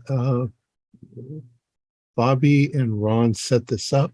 That Well, he did have the backpack on his person at the end of school. yeah, I didn't see any adults waiting for him. He conspired with Ron to bring her. And then the three of them talk for a bit, and Bobby kind of points at the woods and holds up the backpack, and they all kind of go off into the woods and out of sight of the camera. And then about 5 minutes later, Becky, and only Becky, comes back out. I'm going to ask the police, whoever's talking to us, do you have like a list of local sex offenders and possible child molesters or vagrant criminals? Yeah, you can look through our database. Okay, yeah, let me look through Their fingerprints would also be on there, so we can cross-reference those later. Mm-hmm. All right, so let me deal with Tom's question here. Local crime. See if anybody's in that kind of a freak that would hurt kids. So Tom, I'm going to ask you. Mm-hmm. All right, so you are looking through local crime records. Yeah. I mean, this seems like a nice town, but it is. It's always a crime. It's very nice. Yeah. Seedy underbelly. Give me a bureaucracy check. Bureaucracy. Oh, I've got high bureaucracy. I make this as well. Yep. I got a 32 out of 50, so I passed, but it's a I failed 72. All right. So you have a basic success. You interested in pushing this at all? To make it a higher? To make it a hard success? What if I fail? Well, you're going to get confused with the stuff you're reading here. Well, the only way I could possibly get a higher success would be to get a True. A double. Right. So I'm going to share some things with you on the screen. Call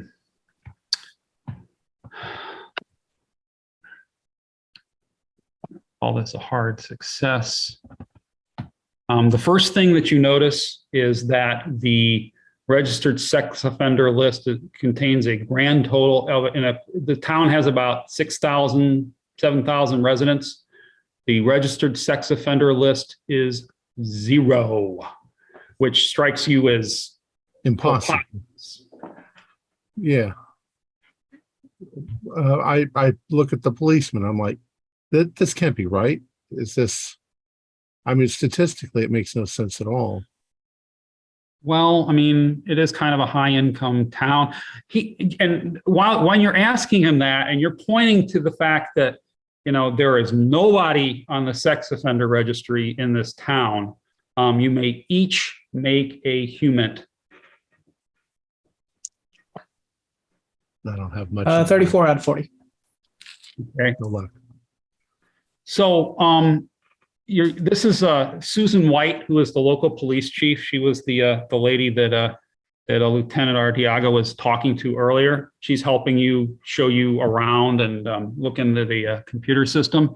And you point that out to her, and you're right. It's obviously preposterous, but she seems genuinely surprised.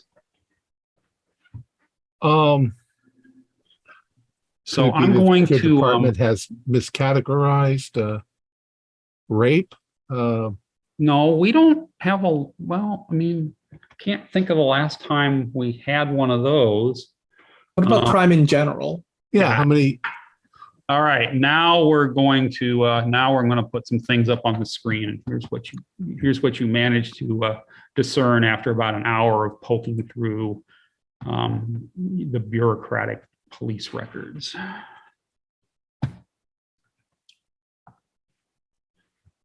Let's see.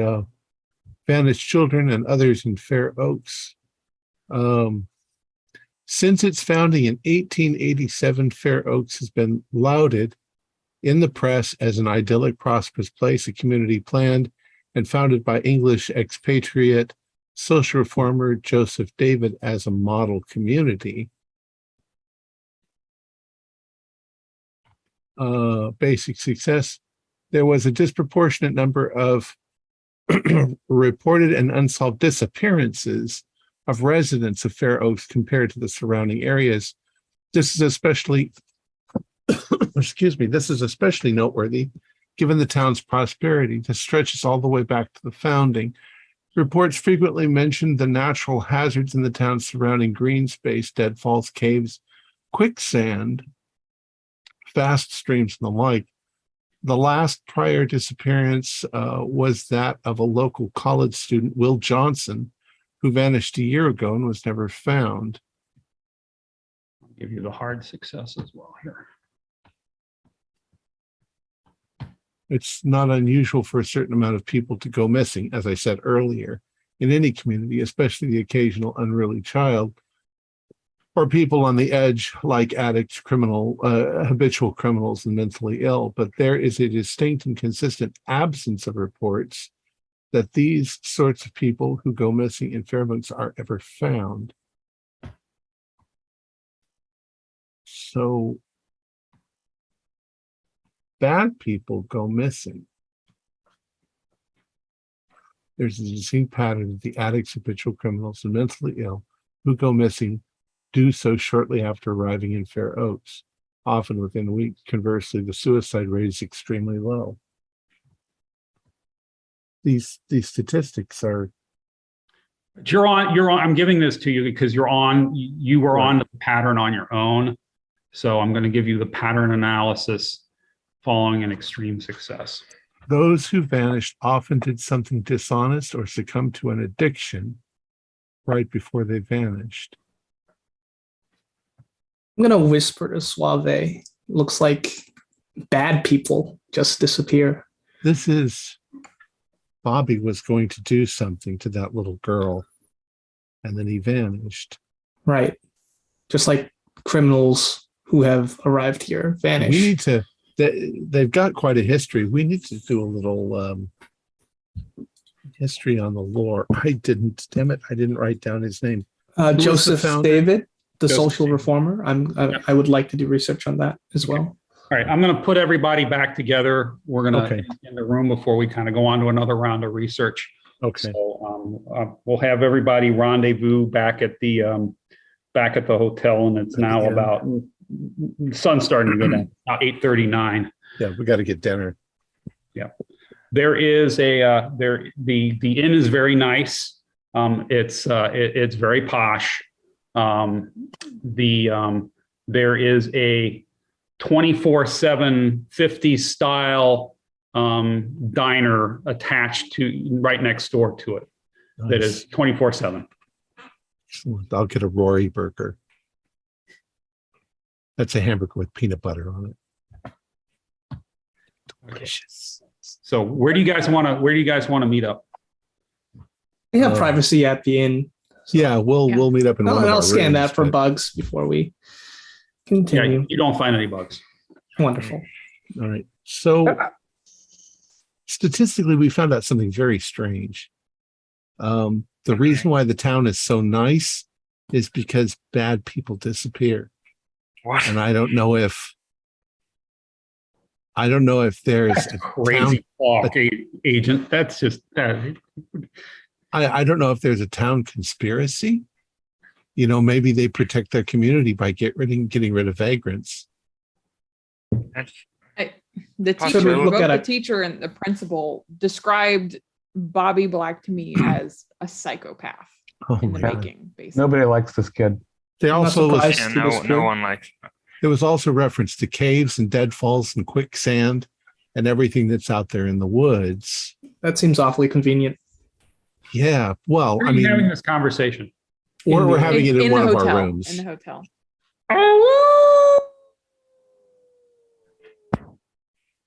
A What wolf, was huh? that? Coyote. Oh, Coyote.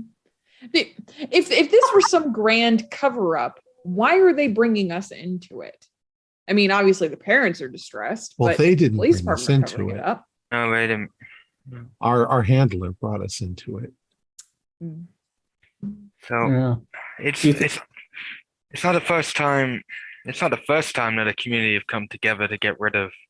There have been stuff in the past where communities have come together to get rid of the evil out of their communities, and what we know from Becky anyway is someone with high level autism can be easily won't notice things going around.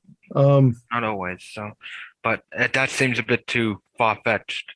However, nothing here seems supernatural yet. No. I mean, Except for the fact that Ron somehow got across town in 20 minutes Yeah. and lost And- 10 pounds.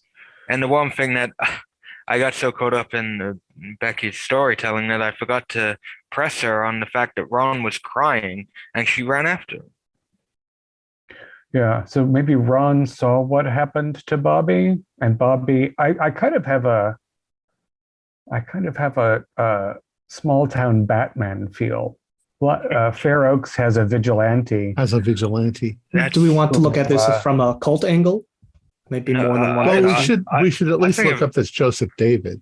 Yeah, a vigilante angle is a good. That's a If- good angle to go from. If And We we're would have to be involved- waiting in the forest because we didn't see anyone. if we're involved, then somebody seems to think that there's something weird going on here. Yeah.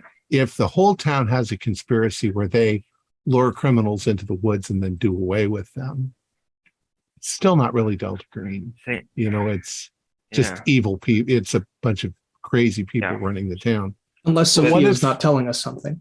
Well, what it said quicksand, said caves. What if Bobby fell into a hole in the ground?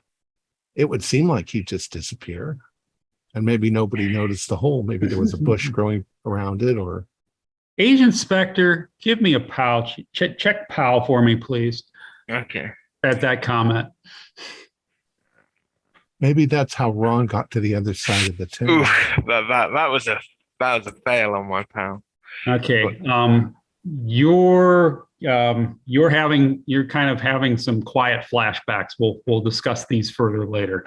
Yeah, I probably have probably so because Spectre's autistic. He might be having a little bit of a moment where he has just brain is frazzling over. Comes across Spectre's face, kind of a haunted look. If Spectre, are you okay? Yeah, I get like this sometimes. If Yeah. Ron and Bobby fell into a hole and it was dark and Ron just managed to follow the cave and came out somewhere on the other side of town. But how long would that have taken him to Yeah, walk to the other side of town? It would have taken there's him no way. hours. There's You no can't- way, and there's no guarantee that. And Those Becky- guys sound like they're right outside. Becky would have. She's not Oh, what- very perceptive in terms of what the hell. I'm going to look out the window. What's with the dogs? This is a really nice town. I mean, and it's urbanized and it's clean, and there's no open dumpsters, and there's a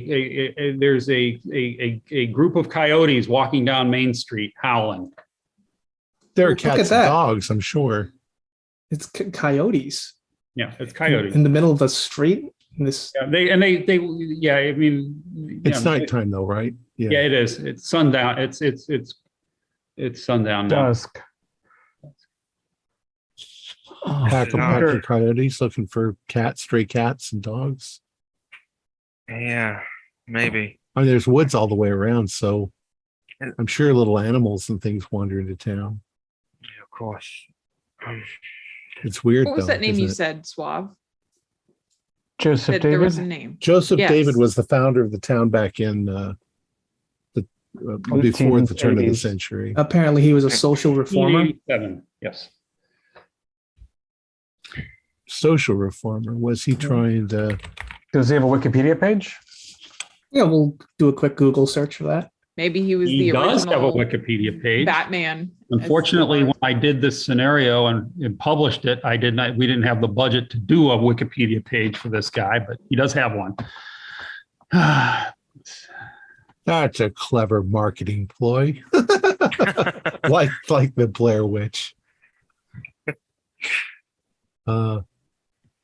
What's it say?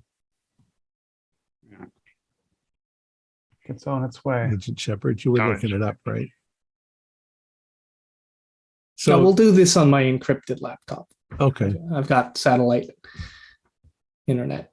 But maybe he was the original Batman. Social reform. Possibly. well, he sounds like a politician founding a town. Yeah. Nah, there's no Fair such thing as folks. Batman. The bad town, the nice town where nothing bad ever happens. This is the look on the internet stuff. Joseph David was an English social reformer, urban planner, and occasional author who lived from 1832 till 1902. He migrated back and forth between England and the US during his life, worked as an urban planner, mostly in the Western US, and wrote a considerable amount, mostly in right-wing political journals, about the penal system and how he thought it should be reformed. He was a fringe utilitarian and proponent of exile or even the death penalty for even the most minor offenses or frailties that did not preserve the social compact. He espoused a harshly utilitarian modeled society where people who did not add value to it as he saw things should be expelled, and those who threatened it executed without compunction.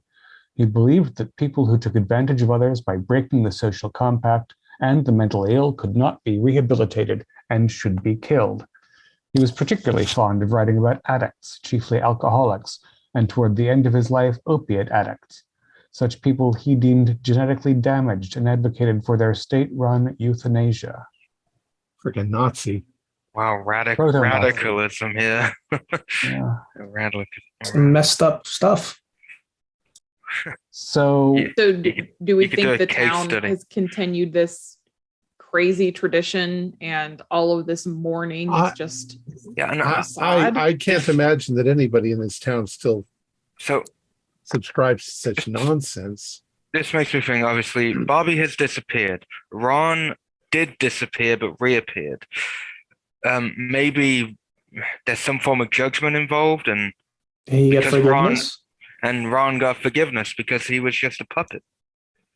I'm kind of like Staccato's theory about a cult. This almost rings like that, like some kind of justice cult. They clean up the town. Everyone moves on with their Some form of lives. justice society. You know, I hate to keep drawing on League, maybe.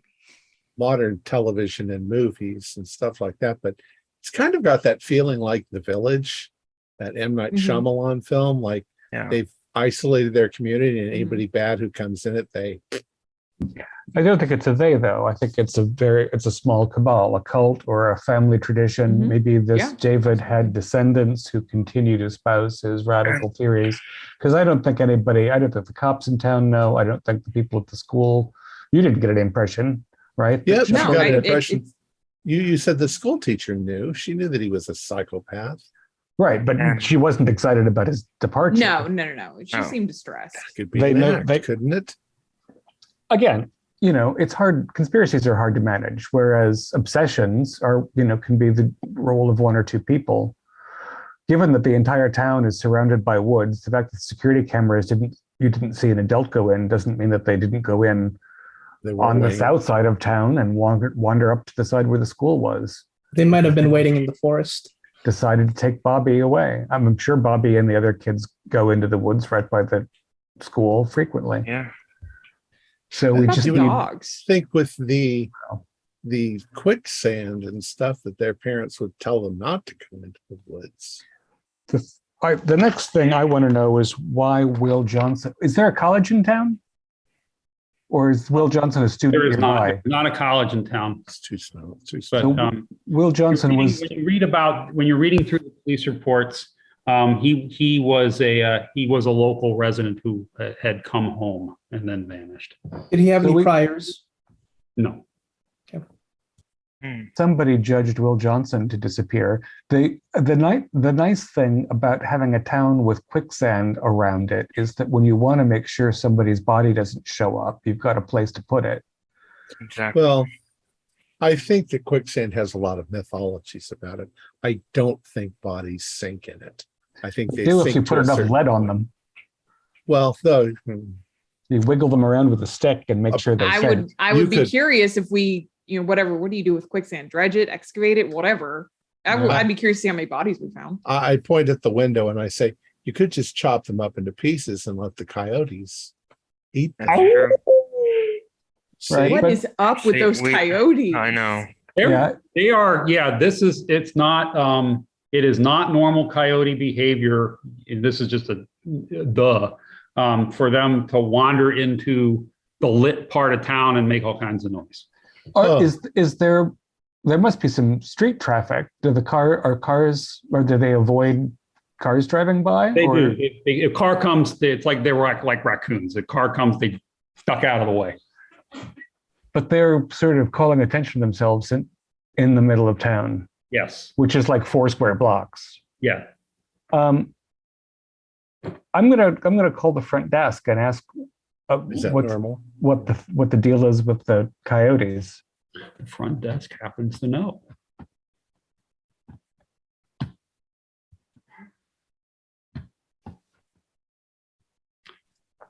They cleaned out Bobby's locker. It was totally empty.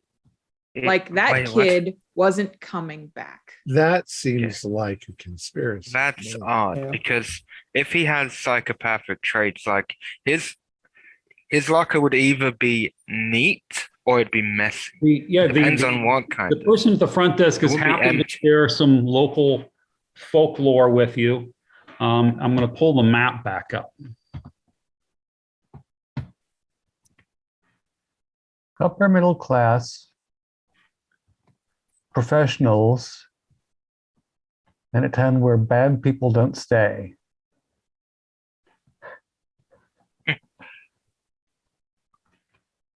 Now, if you look at the map, you will see that the center of town here is on something.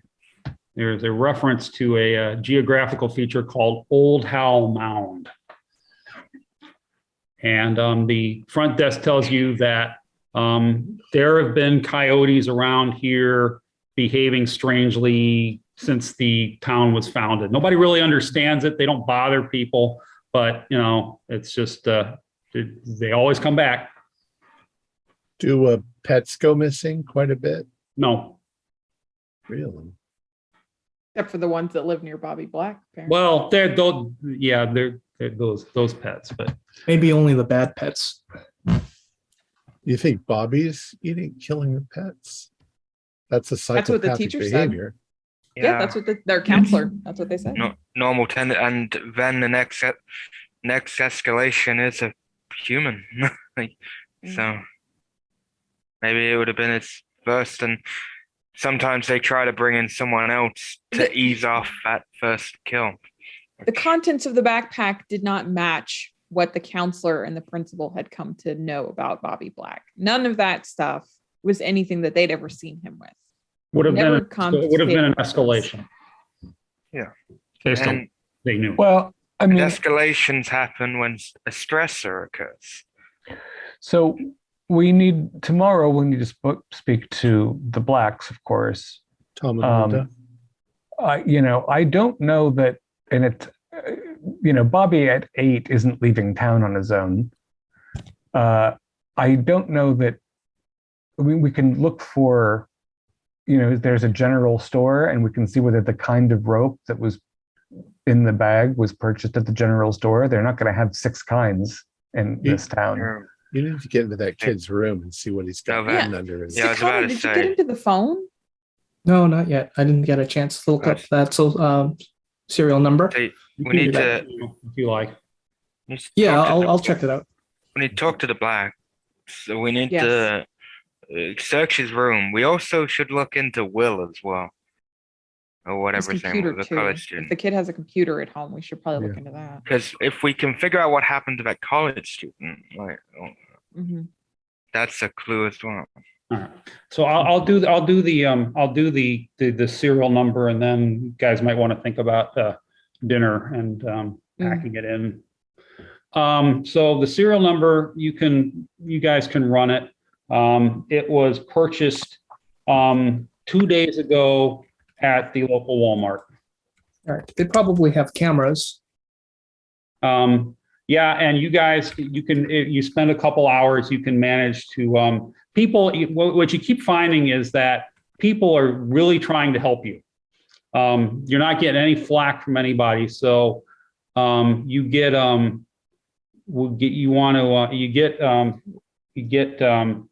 the police involved, and they contact the store manager, and the store manager is very helpful. And he's like, yeah, let me go get it. When was it bought? 2 days ago? Yep, 2 days ago. All right, let me see. Yeah, we don't sell too many cell phones. All right, I see something at 3:55 in the afternoon. And he goes and he pulls it up, and it is and sure enough, you see Bobby Black standing in the line of a Walmart with a grocery cart, with a little grocery hand basket, and He's got the rope too, right? He pulls out he has a cheapo. It's a cheapo phone. It's in a plastic eggshell, and he puts that out. And here's some rope, and he has some a few other things, and he has what looks like a haircut kit. Wouldn't have a straight razor in it, but he's buying one of those as well. And he pulls it out, and he goes to pay, and the cashier rings it up, and the kid reaches into his pocket and pulls out a bankroll and starts peeling off bills. Probably his parents. 8. His parents are nowhere to be seen. Yeah, he probably stole his parents' money to pay for that phone. Yeah. He's probably been stealing from the parents' billfold for a while. Nice kid. So now we have intent on footage. Yeah. Can we take a 5-minute break? Yep, 5-minute break. All right. Good time to do it. Evening time. You guys have you guys can arrange your sleeping arrangements however you like. Tell me who's by themselves and who isn't, and who's with them. I'd be by myself. Because I don't think we should sleep by ourselves. Just there's 2 beds in the I'm by room, right? myself. he won't sleep with any of you. Well, Okay. Philip, it depends on what you're into, but sleeping here with me. I'll sleep with you. So, Spectre, you're by yourself. I am by myself. I can't be with others whenever. Sweet, what's the Sweet? Where are you? Well, if Valente and if Suave and Staccato are bunking together, and Spectre and Shepard are bunking individually, there's nobody to share with. And I like my privacy. Okay. So Suave and Staccato are together, and everybody else is separate. Everybody goes to sleep. Full of 1950s themed food. Yeah. Full of 1950s themed food.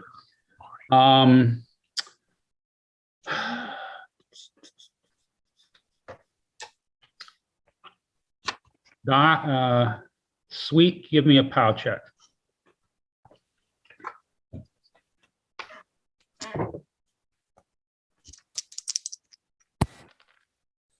Oh, that's not good. 90 is rarely a good number. Yep. What do you describe your evening regimen to me? Uh, funny you should ask. I usually have something slightly stimulating before dinner. One moderate alcoholic beverage with dinner, a wine, or in the case of a 50s themed meal, probably a beer. I meditate for half an hour at night when I have the opportunity, and then I take 2 barbiturates. Okay. Your eyes pop open at 1 a.m. This is very off schedule for your carefully concocted regime. Right. This never happens. No, I should wake up and maybe piss in about 3.5 hours and possibly take another barbiturate, depending on whether it's the weekday or the weekend. Is there a sound? Sunday morning. Can I tell what is there? Are there still coyotes? There are still coyotes. Maybe that's it. And there is a light on because coming through your window because the diner is 24/7. And this is otherwise it's quiet. Right. Even neon light through your window. And not a blackout curtain because while the inn is nice, it's not very modern. It's kind of quaint. Yes. Yeah. All right. I'm gonna empty the linen closet for things to throw over the curtain rail to try to get as much of that light and noise out as possible.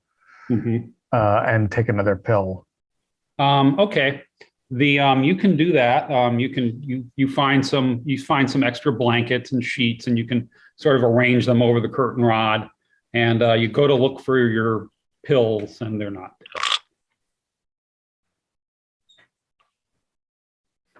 All right. So I'm going to turn on the bedside light and go through my bag, and my bag has been confiscated? Well, it's not there. I'm going to check the lock on the door. It's locked. Okay, so a little bit of a meticulous search of the room, under the bed, in the closet, in the drawers. Not there. And you're getting increasingly frantic as you do this. Yeah. Is anything else missing? My wallet is intact. Your wallet is right where you left it. My phone is charging. I can unlock it. It looks undisturbed. It does. Oh man. Okay. I can't really.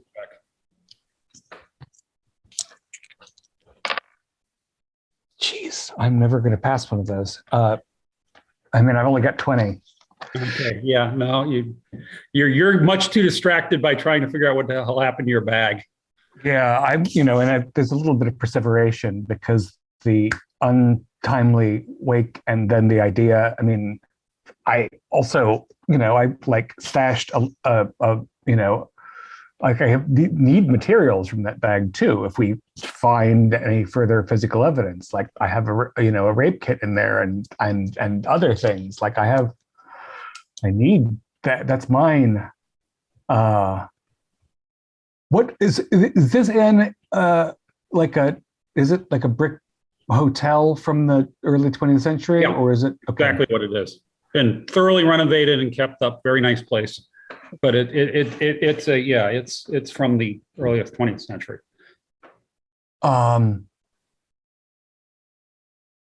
Well, I can't wake anybody up. I could. I don't think I should, but maybe we're all being. No. Okay. I'm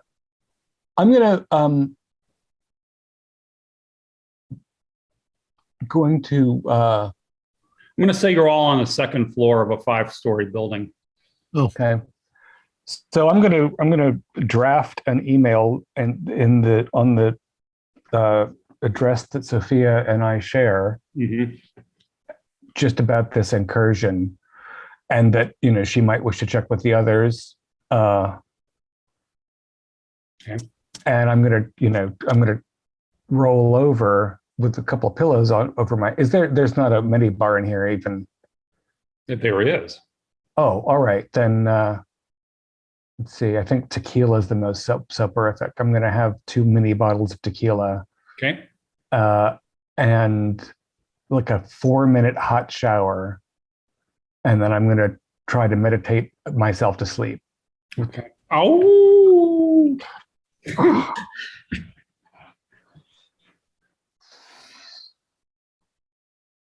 Yeah. You do all that. You do all that, and it only serves to make you more awake. Yeah. Okay. I'm gonna go down to the diner Ah. and get a beer and some mashed potatoes. All right. Agent Spectre.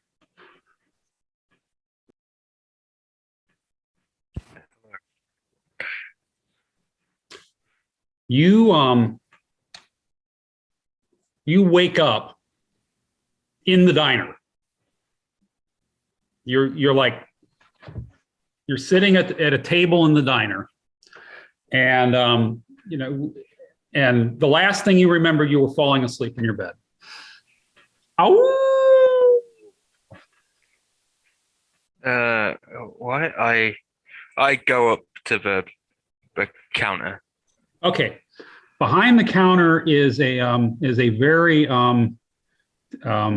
heavily inked barista slash hostess.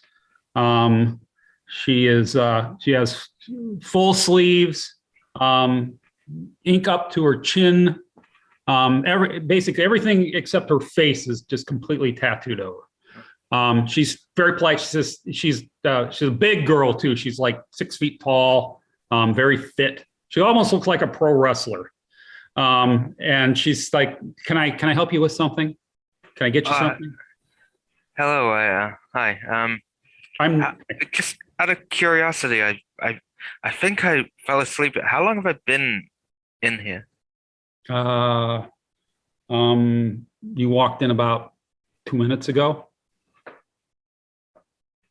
I walk. Can I get a coffee, please? Sure. Hey, she points at a whole, espresso macchiato menu selection. What do you want? Strongest. I don't really care. Just Okay, sure. She's fixing you up, and I like your tattoos, by the way. well, thank you. I'm just looking at the tattoos, seeing if there's any because he's very meticulous, but see if there's anything odd about the tattoos. Anthropology. I do not have anything in anthropology. So.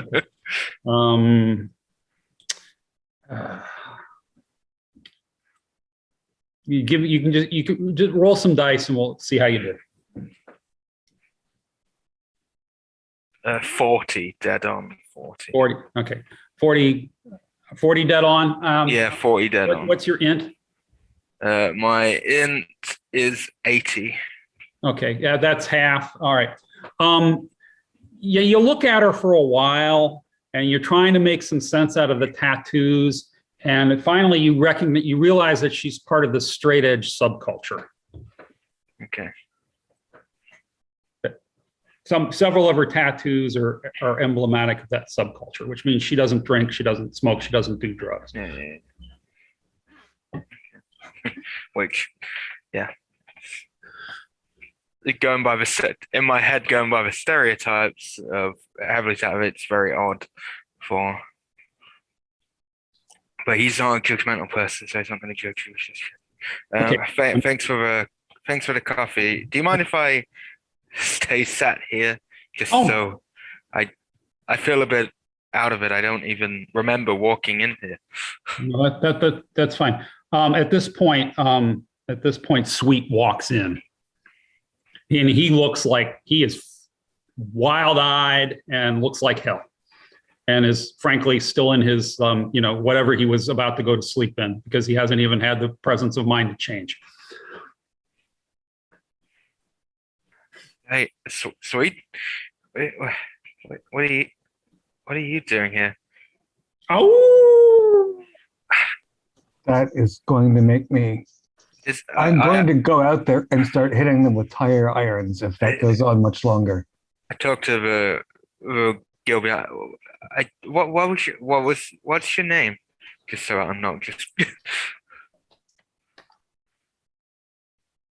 Sorry? What's the girl's name? Yeah. Nell. My name's Nell. Can we go to a booth? I don't look so good. Are you all right? Yeah. We came into town because of the missing kid thing, and it's been a long day. Are you some of those FBI guys? We're part of that group. Yeah. Are the coyotes always that loud? Yeah. That's why the coyotes have always been. They were here before the town was here. Hell of a way to have a place to put a town on a hill where the coyotes scream all night. Do people all sleep with earplugs and white noise machines? Doesn't bother me. I'm used to it. I guess it becomes second nature, I guess. Yeah. I'll take a menu and I'm going to pull. I was going to find it sweet. She brings over she's got your triple shot espresso done, and she's like, "Can I ask you a question?" Yeah. So you're with the FBI, right? Yeah. Why do you do that? Why work for the FBI? Yeah. Why?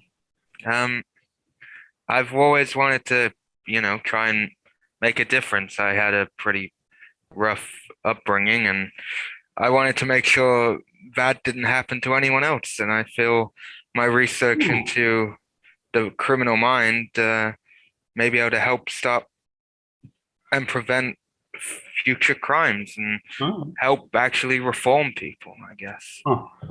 Okay, how about you? Yeah, my childhood was pretty agreeable, but I have a responsibility to give back to the community and primarily do that through helping people with their emotional difficulties. But sometimes there's an element of criminality involved as well that I can either, help reform or prevent. I see. So have you ever killed anyone? Ooh, in my head, I've got to be careful how I answer this time. No, I'm not in that sort of law enforcement. Oh, we're on it. You got to be honest in this line of work, and I've killed 2 people. Oh, what did they do? What did they do? I mean, it's basically 2 a.m. and you're talking to this lady because there's nothing else to talk about, so she's just letting it all hang. Well, I never used to be this open about it, but I guess however I end up here, one was a serial killer. Yuck! Is there anybody I've ever heard of? Was it in the news? Well, it was swept away quite quickly. You might have heard of Frank York. No, doesn't ring a bell. No. What did he do to deserve getting killed? Well, it was either that or let him kill the little girl. Oh, I see. I can see that. Yeah, and it happens sometimes. The other one was a serial rapist. So. Ooh, yeah. No, we have no use for that. Nobody wants somebody like that around. And so, would you do it again if you had to? I didn't even want to do it in the first place. It's not something that I thought was really in my nature. I'm not really a firearms person, but I wouldn't want to do it again. Okay. Huh. I'm sorry, miss. Are you? I didn't notice a tattoo parlor in town. You had to go out of town for those? Oh yeah, I'm not from around here. You're not. What brought you to Fair Oaks? Well, it's kind of funny. I had a boyfriend a few years ago, and He wanted to. I mean, he was kind of. It was kind of a bad scene with him. He was into all kinds of stuff. He didn't take good care of himself, and I was getting ready to dump him, and then he disappeared. But I like this place. It's really comfortable here for me. What was your boyfriend's name? If you don't mind me asking. Phil. When you say he disappeared, Yeah, can you be more specific? I just wasn't there one morning. And that was it when you were here together? Yeah. Yeah. He wasn't there in you had an apartment or a house or? Yeah, I have an apartment. It's really comfortable here. And he just took off one morning? Did he leave? Never seen him again, never heard from him again. And you never go ahead, sweet. Did you both have cars? Well, yeah, we did. Was his car gone? No, funny that you mentioned it. I sold it. He wasn't coming back. He owed me money anyway. So yeah. But did he take all his stuff? Sometimes you just got to do what you just got to do, And with that, you sit bolt upright in your respective beds, and it's 3 a.m.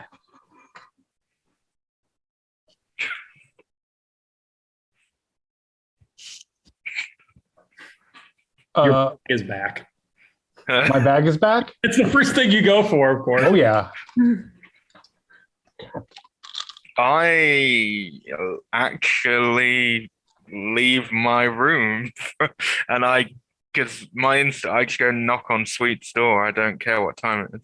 And you wake up after you wake up and go out in the hallway to knock on Sweet's door, and you wake up again and you are naked and at the edge of the woods by the ball fields.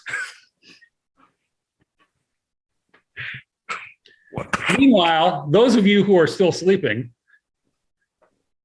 you hear a commotion coming from Sweet's room. So you all hear it. Oh, put the glasses on. The hell? What do you think that is, Suave? It's like you hear somebody tossing the room. Is he being attacked? I don't know. Let's go check on him. All right, I'm gonna grab the claw hammer in my bag. Okay, I gotta pull on my pants. All right. Yeah, I'll go run out. Just and in see my what's going chalky on, too. shorts. Okay. The door is ajar to Sweets' room. Dr. Sweet? He is up. He is he's in his sleeping clothes. He looks absolutely frantic, and he has his black medical bag, and he is just like, Agent Sweet, are you? Calm down, Sweet. Right, up, down. Calm down. Okay, Sweet. You wake up again, and your 3 colleagues are now behind you. You are standing half naked in the middle of your hotel room, and there are pill bottles. Your bag is in your hand. There's pill bottles all over the floor. Do we see Doc, pill you bottles? all right? Where's Spectre? I would. He should be in his room. What's going on? You're going nuts in here. Did you take something? Looks like he took a lot. They took it from me. This place is not safe. This town is not safe. We should go to the diner. It's 3 in the morning. 3 a.m., Doc. Go to bed. I've been trying. Are you having a bad trip? Do you hear that? Yeah. Spectre and I were just in the diner together. I mean, we were, and then we weren't. And we should see if he's okay. You were I'll dreaming. go knock on his I'm door. gonna put a robe on. Knock on his door. I'll meet you in. Yeah. I'm gonna. Is the door locked? Grab a hold of Sweet for a moment and take a look in his eyes. So you want drugs? Do you have an appropriate pharmacy, something to make that assessment? Oh, well, I've seen it on TV. I mean, are his eyes bloodshot? You can roll some dice, but it's. I was just wondering if you were if you actually had an informed basis for this wild speculation. Well, the pill bottles scattered around the Pill room. bottles everywhere. There are like pill bottles everywhere. But also, Not be completely wild. I mean, my medical bag is open, and I'm claiming that I've been broken in on. So, yeah. I don't know that my eyes are either dilated or constricted. Depends on I'm sweaty and frantic looking, and partially clothed, and my door was unlocked, ajar. I don't have anything that would tell me that, but it's common sense. Yeah, what he said. Suave, if I may. Your footsteps. You the elevator is coming up. All right, I'm gonna toss the camera into my room. Okay. Strangely, Spectre has not joined this party. Let's go knock on his door. But the night clerk has now, and she gets off the elevator. Is everything okay? Well, we're not sure. Simon here says that his room was broken into. Well, that's weird. I'm sorry. I'm sorry about the noise. Something went missing and then was returned, which I find very strange. Do you have in-house camera system that we could review maybe in the morning? Or maybe now? No, you can. Yeah, the chief asked us to cooperate with you guys. So, if you want to come down to the lobby, I can show you what's. Yeah, we do. She points at a little black half circle up on the ceiling. I'll go with you, sweet. Thank you. I'll be just a moment. I'm gonna, make myself proper. Take your time. I feel like this place isn't secure. Thanks. I'll be. Okay. And to be honest, I'm kind of fed up with this shit. I don't know these people. I'm gonna fucking go back to bed. I've gone to knock on Spectre's door to make Sweet feel better. Wake me up if there's something important. Okay. So you're going back to bed. You're going to knock on Sweet's door. Sweet, we know Sweet's a little busy at the moment. We know what's going on with Spectre. Staccato, what are you up to? I'm waiting for Sweet to get dressed so we can review these tapes together. Okay. All right. So there's no answer at Spectre's door. Come on, Spectre. I know it's the middle of the night, but come on. Can you open the door, please? No answer. Can I open the door? Does it open? It does open. Okay. Like slowly, like Spectre, don't shoot me. It's Shepard. I'm just checking on you. Not in there. Shit. Checking the whole room, of course. Bathroom. Well, everything. I mean, he apparently favors pajamas, and they're laying on the floor. Okay. Yeah, I'm gonna go back rendezvous with the others. Spectre's not in his room. All right. So That's bad. So while he went back to sleep, the other three of you basically end up in the lobby eventually, and you go behind the desk, and there is the television is on in the lobby, and there are a couple of night employees who are like staring raptly at the television screen. What's going on? It's a news alert they have on one of the cable news channels. News alert: further activity at scene of abducted child, and there is Sweet is naked and stumbling. Spectre is. Spectre, yeah. Sorry. Well, okay. One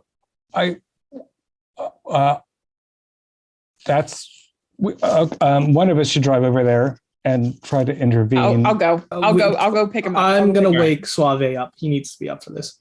All right. All hands on deck. And I need to talk to the diner waitress because she's the last person who saw Spectre. I think, let's see, it's now 2-something, it's 2:12. I think 3. It's 3 when you woke up. 3 in the morning right now. We were both down there, less than 2 hours ago. So,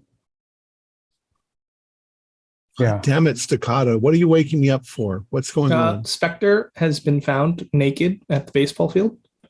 We need all hands on deck for this. Oh, Bob, you Alright. want to come with me, do some damage control? put my clothes on. I'll go with Sweet. We'll catch up with you. Okay. Way out of character. Respect that he would not do so like I'm gonna see whether what- Sophia's gotten back to my email. There are people, there are Leos keeping an eye on the scene because there are so many news trucks around. And fortunately for you, one of them throws a blanket over you and hustles you into the trailer. Right. Has Sophia responded to my email prompt? Well, funny you should ask. You go and look, and there's nothing in the draft folder. Okay, so she read and deleted it and is ignoring me. Great. Okay, so Staccato and I are going to visit the diner. We're gonna review the video, right? Oh, yeah, video Yeah. first. I want to Okay, see if the so- video has been altered. But All right, so you're look at it reviewing the first. video of the Second floor hallway to see who came and went. Okay. Okay, so you can fast forward through it, and you watch it for a while, and you're at one point around 1 a.m, your door opens a crack from the inside. It gets pulled slightly ajar, and nobody comes out. And about 15 minutes later, Spectre comes storming out buck naked and goes down the fire stairs. And I don't emerge dressed at any point from my No. room? You don't emerge, period. Okay. Very peculiar. Staccato, we're going to talk about what I remember versus what we can see here when we're... Okay. Right. And just in case, I'm going to get a copy of the video footage onto my USB drive so I can Okay. review the entirety of the thing, like from months ago. Yeah. Because I want to see if this is once or this has happened before to other people. All right. We're going to collect. Everyone can collect themselves and show up and go wherever you. Where do you want to rendezvous? At your rooms, at the police station, at the diner. You said something about going back to the diner. Let's go to the diner. We'll all need coffee, so... Agent Yeah. Shepard and I probably, while you guys were down there, we went to the diner. Went to go pick up Spectre. Yeah. Oh yeah, we went to go get. What was the name of that waitress again? What did she say? Siri? I can't No. No. Okay. No. Right, and before we return to the diner, I'm going to tell Staccato, the video shows I didn't leave my room. Right. I think that Spectre and I went to the diner. The waitress, who had tattoos everywhere, said her name was Nell, and that her boyfriend, who was a bad guy, whose name was Phil, just vanished. So if we can verify that, then it means that my memories aren't crazy and the tapes are bad, the cameras are bad. We'll see if the waitress is actually there. Yeah. All right. So you're going to all rendezvous at they'll call it 6 a.m. and you're pulling into the everybody's piling into the diner. We bring Spectre back. Yep. Get him dressed. Get him dressed. Okay. 6 a.m. at the diner, day 2. There is a barista behind the counter. However, she is a middle-aged, mousy brown hair woman, looking nothing like the pro wrestler that you saw earlier. Hey, was Nell in? Nell? Yeah. Do you have a waitress named Nell who works here at this establishment? Oh, we used to. No, how long ago? Oh, gosh, she was here for a while, about 3-4 years ago. Oh, okay. Well, thanks for answering that. Yeah, she disappeared.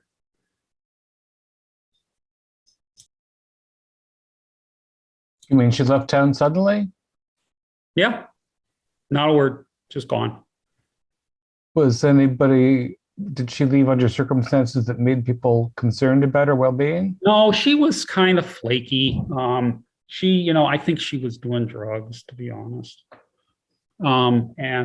She just didn't show up for work one day. Never heard from her again. I pull Sweet aside into a booth. Sweet. That doesn't make any sense. Why would someone who has tattoos and about not doing all that stuff and then do all that stuff? Well, and also, we weren't here 3 or 4 years ago. Exactly. And we met her. And you remember, one of the, like on this sleeve, there was like a skull with roses, right? Yes. Yeah, okay. And what was her boyfriend's name? Phil. Who does it? Right, okay. So we're not. And we're his car was still there. She sold right, it. and she sold it, which she feels bad about, which is a admission of a crime. Maybe in terms of the so now there's no way she would have someone who would tattoo that on themselves. Are we all discussing this together? At the moment it's just the two of us because we're figuring it out. But I encourage if you like lean over, we're like, yeah, come in. So, a missing, possibly dead girl who committed a crime and went missing interviewed you last night about the things that you've done. Yes. Yeah. I think we don't know if she did commit a crime. And then you show up on the edge of the woods naked. Yeah, but I woke up before then, and then I went to go and check on Sweet, and that's when I found myself. I was about to exit my door, and then I was there on the edge of the woods. Literally, I opened the door. I had an incursion into my room. Something was taken, and then things were returned, and I have multiple memory lapses. And I think, in terms of why Sophia sent us here, we have at last an idea. There's a time problem. We talked to somebody 4 years ago this morning, and that's why the boy could be emaciated on the wrong side of town, because he was gone for a longer period. So could people be getting displaced in a different time then? All the people who are being punished are again sent. Or something is taking the form of the missing person and interviewing people and finding out what bad things they've done. It did seem like Nell was asking us a question with intent. Did she get anything out of you, Sweet? Because Inspector, did you tell her anything? She did out of me, but I can't help it when people. And you ended up naked in the ballpark. Yeah. So don't answer any questions. After confessing to something. Yeah. Yeah, but the thing is, at least I think she approved. Yeah, and I think she approved of your decisions too. Like if that was her. Yeah. But no one else was in the diner when we talked to Nell, were they? There was nobody else. Why the hell would a town of 6,000 people need a 24-hour? That's what I wanted to know. It's not even next to it's like the highways, miles out. But it is next to the hotel, which could indicate, guests coming to visit family and friends. And it's like a Denny's right next to every hotel in the world. How old is this diner? Looks original to the 50s. Okay. Yeah. And we're near a highway too, aren't we? Yes. So people stop by. So much we need to look in, because looking into this Nell person could be useful. Right. But so now we have Nell and Phil and Will. If only Bobby were named Bill. For us, it all comes back to Bobby. We need to go to his home. Okay. Yeah. Let's talk about day 2 morning research topics here, and I'll go around and let's figure out who's going to do what. So Suave, what's the first thing you want to look into? At this point, I'm going to by way of reminder, some things that you haven't done yet. You have not talked to Bobby's parents. Right. Nobody has talked or tried to talk to Ron. you Or had runs doctors at the hospital. Ron doctors at the hospital. You had some interesting conjectures about the town's founder. You looked at his Wikipedia page, but that's kind of it. That's where I was going to go. I was going to ask the waitress, is there a museum, a historical society, or a library in town? Oh, sure. Yeah, it's right down the street. So my intention is to be go open there. on Sunday, but since you guys are, helping find his kid, I'm sure we can get you in there. I'd like to go to who's ever, maybe if there's somebody who's like, president of the historical society, and find out everything I can about Joseph David. Okay. All right. We can do, okay. So that's That's what Tom. I'm going to do. Suave is going to do historical research. Shepard, what's up with you? I'm gonna go to Bobby's home, speak with his parents, and see if I can look through his room and his stuff. Okay. And that's at least two. Do you want to take Spectre or me or? I don't think I mean- we should go alone.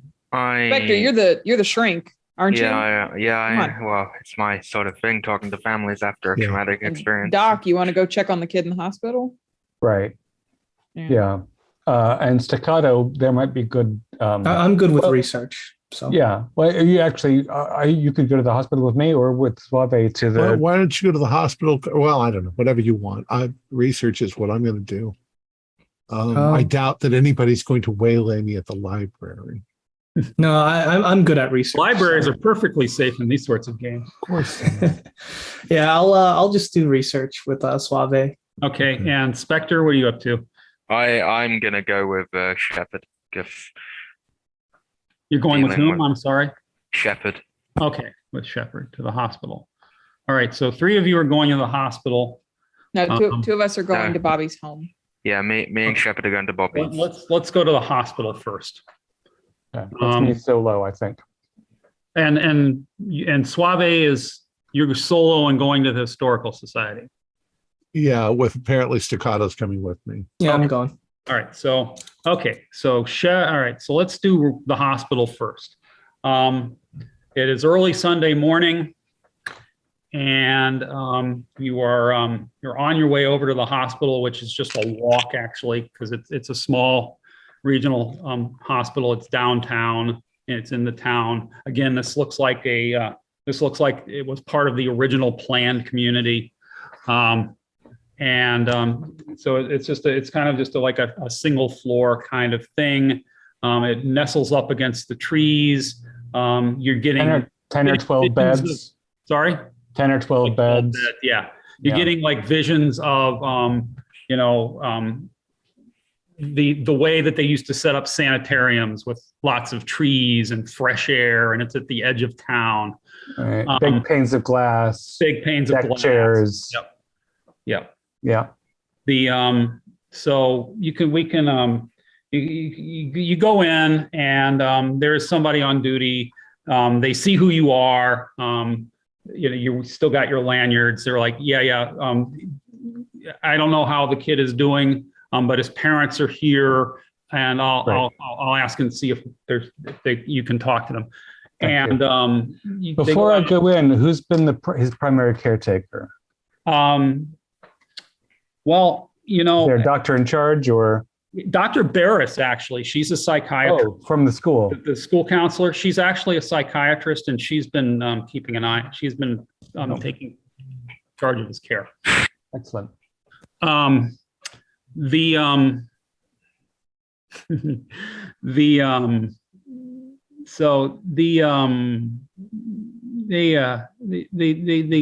take off for 2 minutes, and his parents come out and they look wiped.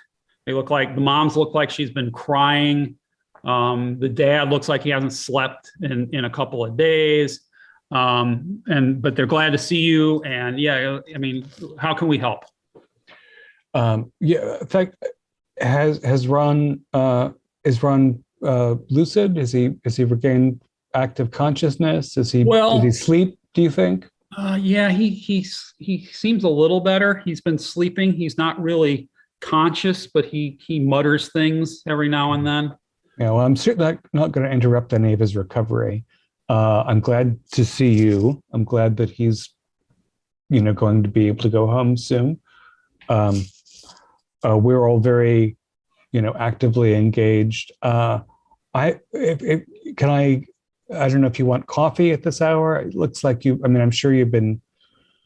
Yeah, we could. Yeah, if there's a little commissary sort of area or something, I'd love to sit and have a cup of coffee with you both, and go over some things. Okay, so this is Sweet Inspector, right?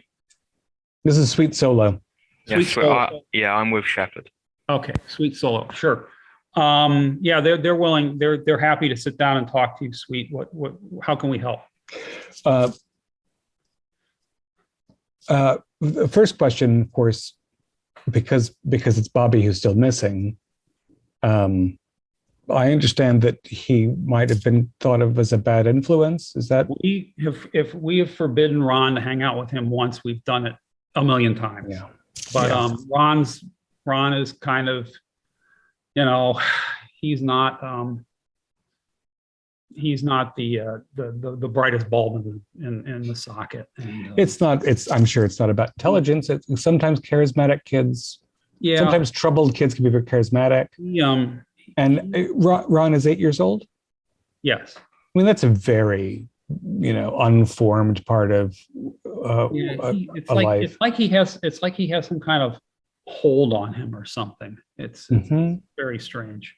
We keep telling them to we tell Ron to stay away from him, to go find some other friends, and he does for a while, but then they always seem to drift back together. Does Ron have any brothers and sisters? No. How long have you guys lived in Fair Oaks? Oh gosh, since we got out of college, since in law school, and when we studied for the bar, and we have our little law firm here in downtown. Okay, you work in town. That's excellent. Yeah, and you've seen Ron was in school on Thursday. Yes. And he hasn't had any trouble with his gastrointestinal system. He's never had any severe allergies or anything, because I understand that he's presented at the hospital as emaciated.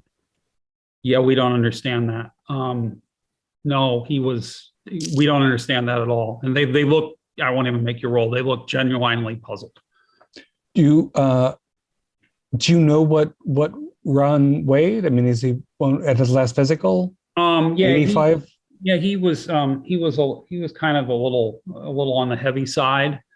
He weighed about 110, and they're telling me that he weighs like 85 pounds, and that's crazy talk. Right. That is very strange. Here, if you want, I mean, he's sleeping. You can come see for yourself. Yeah, if we can speak quietly in his room, and I'm hoping that that he'll wake up and I can ask him some questions too. So, does he dress himself in the morning, or can you say exactly that he was wearing? He was wearing this when they found him. He was wearing the same clothes he'd gone to school in, and you can so you can compare the video and see that. Right. And does he carry a book bag generally? No. Okay. He leaves stuff in his locker. All right. Does he have his own phone? No, he had a phone for a long time, but he kept lending it to Bobby, and so we took it away from him, and we wouldn't let him have another one. I understand. What do you think of Bobby's parents? Oh, those poor people. They're the nicest people you ever going to want to meet. I mean, but they just. It's not a bad apple, bad tree situation. It's No. His mom was earning, like $500,000 a year, working for Silicon Valley company from home. And she's just trying to keep this kid from going. She just quit going into work completely to keep an eye on the kid, and because nobody else can handle him. Other than his weird attachment to Bobby, Ron hasn't had any psychological problems or emotional problems that you're aware of? No, he's not the best student. He's not the best athlete. He's not very assertive, but He's just some special kid who happens to be your kid. that's, yeah. Yeah. And he hasn't been vocal at all since he came out of Oh, wherever. no, he's muttering. Yeah. Okay. Come on. I'll show you. Yeah. So you walk in, and this kid, he's been cleaned up now. So he's in clean sleeping clothes. But he looks like he has been through 15 rounds with a rose bush. He's just scratches and gouges and nicks and all over his body. And he is like really thin. And again, it's obvious that the kid, this looks like a much skinnier version of the kid that you saw on the video walking out of school. And the scratches and the bruises, I mean, they tell you a lot about time. If the bruises have turned a certain color, they're a number of days old. If the scratches are... What's your medical check? Yeah. 60. I rolled 10. Oh, I can see it all. they look a week or two old. They're in various stages of, and the things are, the scratches have started to scab over. Yeah. So some of the scabs are clean and show pink skin. He's been gone for a while. Yeah. Okay. And is he muttering in his sleep right now? Yeah. He's sort of muttering under his breath. I might want to. I might need to bring another of my colleagues in to see if they can help him. But I'm gonna, if you don't mind, I would like to, just listen to and maybe try to ask him some questions for a little while. You guys do not want me to sing, so I'm not going to try. Instead, I'm going to put up someone who actually can sing. A catch game from Yorkshire. Blackthorn, blackthorn, butter, milk and barley corn. How many geese have you today? More than you can catch and carry away. Grammarly helps you work more efficiently, which makes accomplishing your work goals easier. Get goals. Have either of you heard this Blackthorn song before? It sounds like folky. Yeah, no, it's like, it's like one of those, those kid rhymes that you hear, you pick up in kindergarten. Yeah, like eeny, meeny, miny, mo, or something like that. But it's common around here. We hear it all the time. There's kind of like a game that goes with it. Well, right, and this town was founded by an Englishman, so the fact that it has Joseph that English. Did Joseph Davis? Does he have a mansion in town or something? Is there any place associated with him? No, not particularly. He went back and forth between the U.S. and England a lot. I mean, he kind of founded the town, but he was back and forth a lot. He didn't really settle here. Well, I'm glad that little Ron is. I mean, the fact that he's singing, I think, even though he's been through a lot, is a good sign. And I might come back and see him in a day or two and see what he remembers.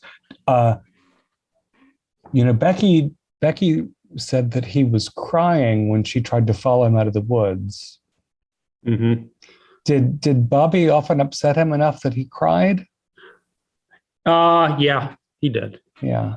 It's not the first time that's happened. He goes through these cycles with him where he'll want to spend time with him and then he'll hide from him, and then he goes right, and then he's back to him. Yeah, it's hard to remember being 8 years old. It's a strange, sort of magical, confusing part of life. I see he's getting good care, and I'm sure he'll be happy to. Well, I hope you can tell us more than Becky could. And I'll be in touch if we have other questions. I appreciate that you're available, and I'm sure the boys can be just fine. Okay. Let's see. Spectre and Staccato, you went to Shepherd I'm and so- Spectre went to Bobby's house. Okay. Spectre and Shepherd went to Bobby's house, and Staccato went with Suave. Yes. Okay. Let's do Spectre and Staccato. You find Bobby's house without much difficulty because there are news crews surrounding it, with cops trying to keep them a certain distance off the property. Spectre, among the cars that are parked kind of around the building and the throng of the press is the nondescript black rental car that you saw the prior day. I whispered to Shepard, yeah, that car over there, same car me and Sweet saw when we went to go visit Becky. And it's a rental. Does it have California plates? Yes. Look, Spectre, get the license plate number down. Maybe we can have Staccato run it later. I take a little photo. Take a little photo on my phone. Make it look like I'm doing something. You think he's following you? Must be. No, This come is on. twice. We don't I'm wanna draw enjoying the more chat. attention. That's all. Yeah. We go knock on the door then. Get in here. The parent, the cops are kind of trying. There's questions being shouted. Has the FBI gotten any leads? Is there any development? Do you think he's still alive? Or all that. Just Ignore ignoring all that. that. Yeah. Yeah, we ignore. Walking right past. Okay, I don't even say no comment because that causes more issues. so the Bobby Black's parents you've seen a lot of bad looking adults in the past couple of days in this town. These people are they look like zombies. Their affect has gone flat. They're wrung out. It's understandable. What they don't have any more tears to cry. What can we do for you? I am Agent Morgan, and this is Agent LeBlanc. We just got a few questions for you. Anything we can do to help? Would also like to check out Bobby's room.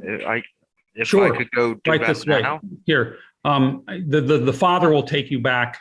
Here, come with me, and mother can talk to Agent Shepard. Yep. Sounds good. What can I tell you? I feel like I've kind of been through all this before, but anything I can do to help. Just let's start from the beginning. Tell me about Bobby. He was fine up until he was just a normal kid. Until he went to school. Then Until he went to school? Yeah, until he went to school. Didn't notice anything. But even in kindergarten, the teachers were complaining about his behavior. He would steal things. He would sneak off. He would go through their purses to see what was in there. We started him, and it just gradually got worse. He lies, but he's really good at it.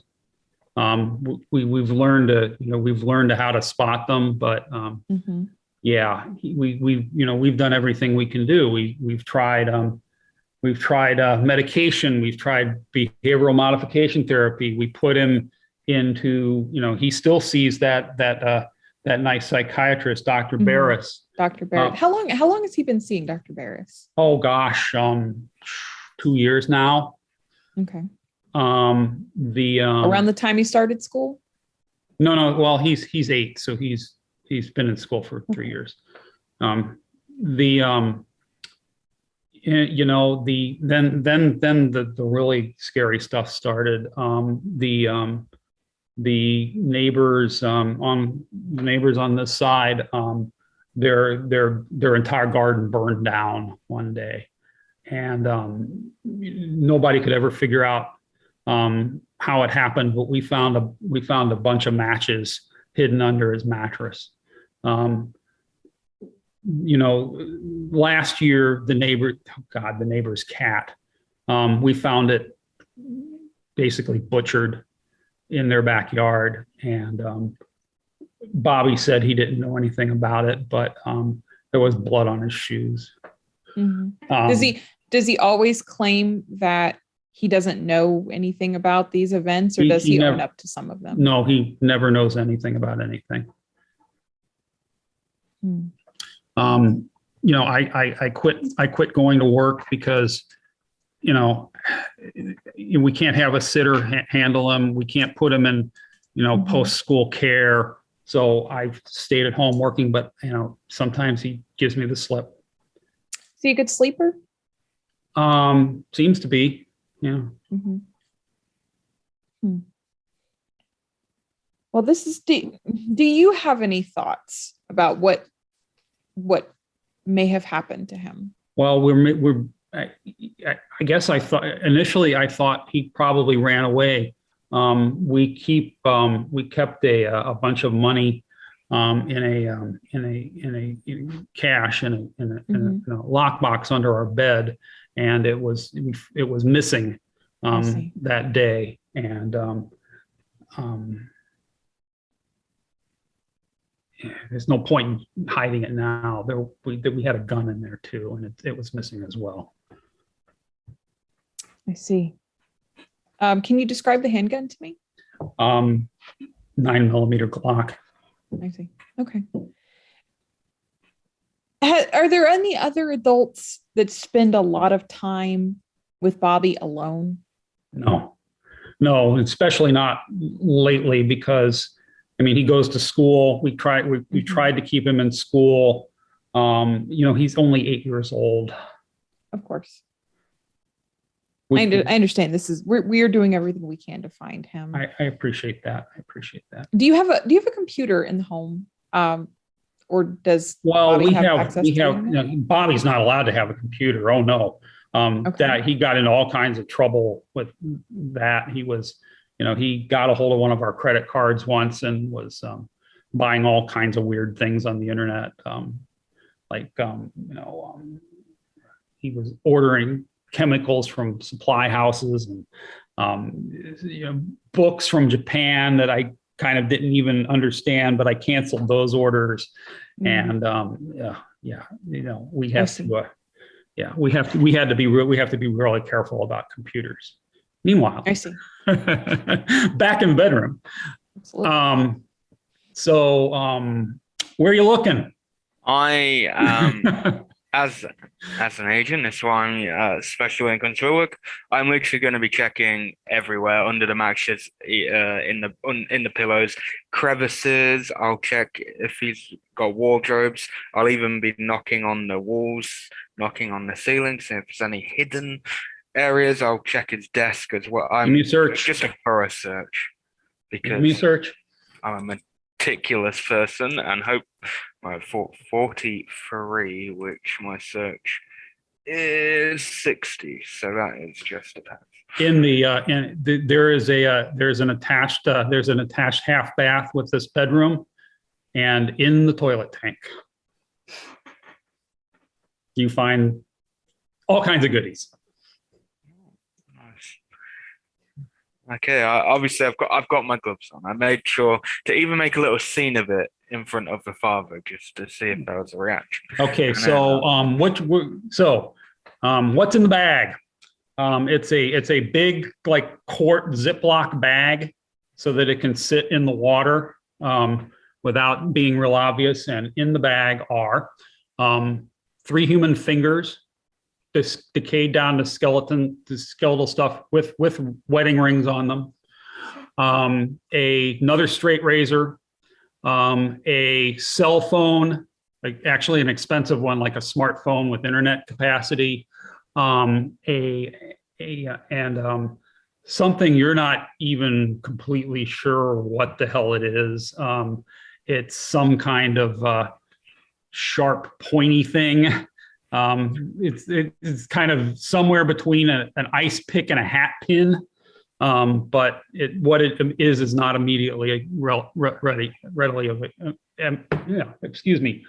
apparent to you. Okay.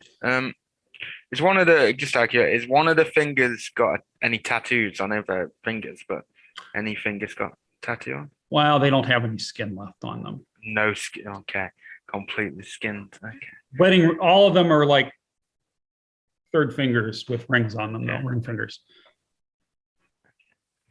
That will have a bit of, and that we'll have to analyze those a bit more at some point. I am going to take all of this out. I will put them in my own separate bag, just in one big bag. Keep them all. I'll label them up as well, and then I keep that to myself. I am not going to, unless he's followed me in and seen me take it out. I'm not going to show the father unless he's. Oh, but that was the first bag, because there's another bag under the bag. Nice. Cool. Let's just keep going with all these bags. Okay, this one is much smaller, and it's more like just kind of a small, about yay big plastic. Yeah, but wait, there's more, and in there's a flash drive in there. Okay, definitely putting that separate, and I'm even going to put 4 staccato on. All right. So everything's meticulously labeled in my bag, and I then put it in my other bag, and I'm keeping that on me. And then meanwhile, checking over everywhere else, again, looking for any other secret compartments. Suave and staccato at the Historical Society. Yeah.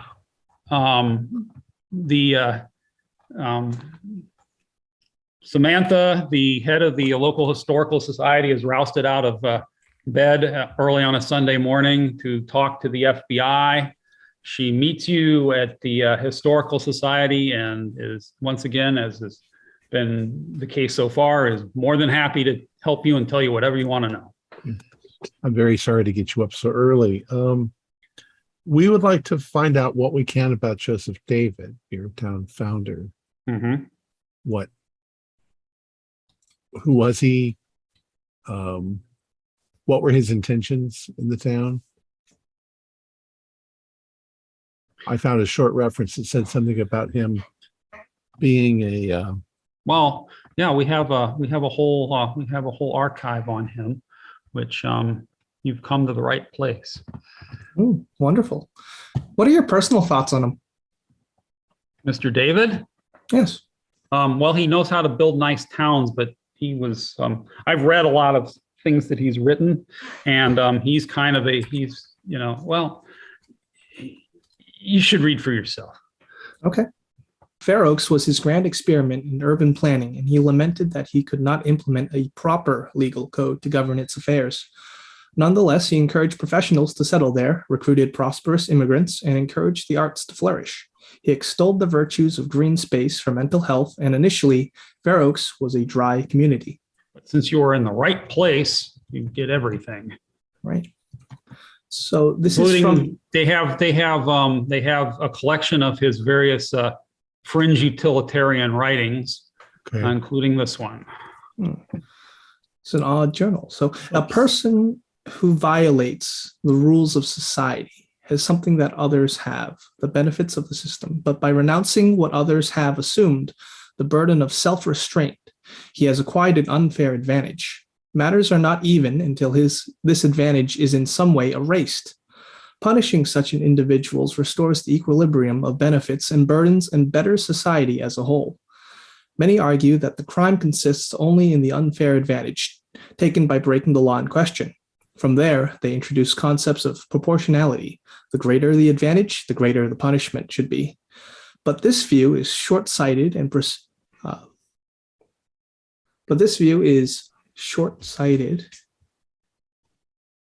No. I lost where I was. Sorry. Short-sighted and proceeds It's from a the- false premise.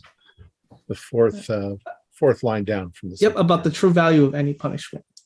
While some have made cases that it deters future misconduct, maintains social calm, and fosters harmony in the community, these are but secondary considerations. The true goal of punishment is to advance the quality of mankind through constant progress, improving the herd so that it can survive the challenges of nature, removing the wheat from the chaff. The only legitimate objection to broad and robust application of capital punishment is the possibility of mistake. Social and science have yet to find a way of ensuring guilt, and removing a good and strong person from the progress of history risks undermining the very principle of maximizing human resilience.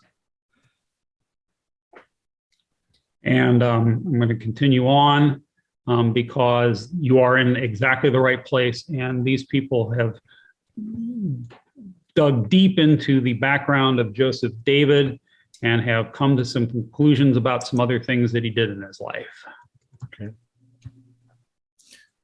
Okay. So this is occult research, Joseph David. Joseph David was likely involved as a high-ranking master in many Victorian-era esoteric organizations, including the Golden Dawn, where he was known as Ashjol Ra. He is not identified by name, but sufficient familiarity with the occult or sufficiently diligent research notes marked similarities in idea, tone, and word choice between Joseph David and Ashjol Ra. So This he is was from- Golden Dawn. Yeah, from an obscure journal, Mysticism and Science, 1868, How Mankind Can Survive the Coming of the Next Age by Ashjol Ra. Mankind is unique in that it alone has the ability to see the past and from its lessons predict the future. A tiger can kill a man, but it cannot plan for how future tigers might survive an ice age. To hope to survive a cataclysm, the herd must be constantly improved, with the weak and inconstant removed without compunction.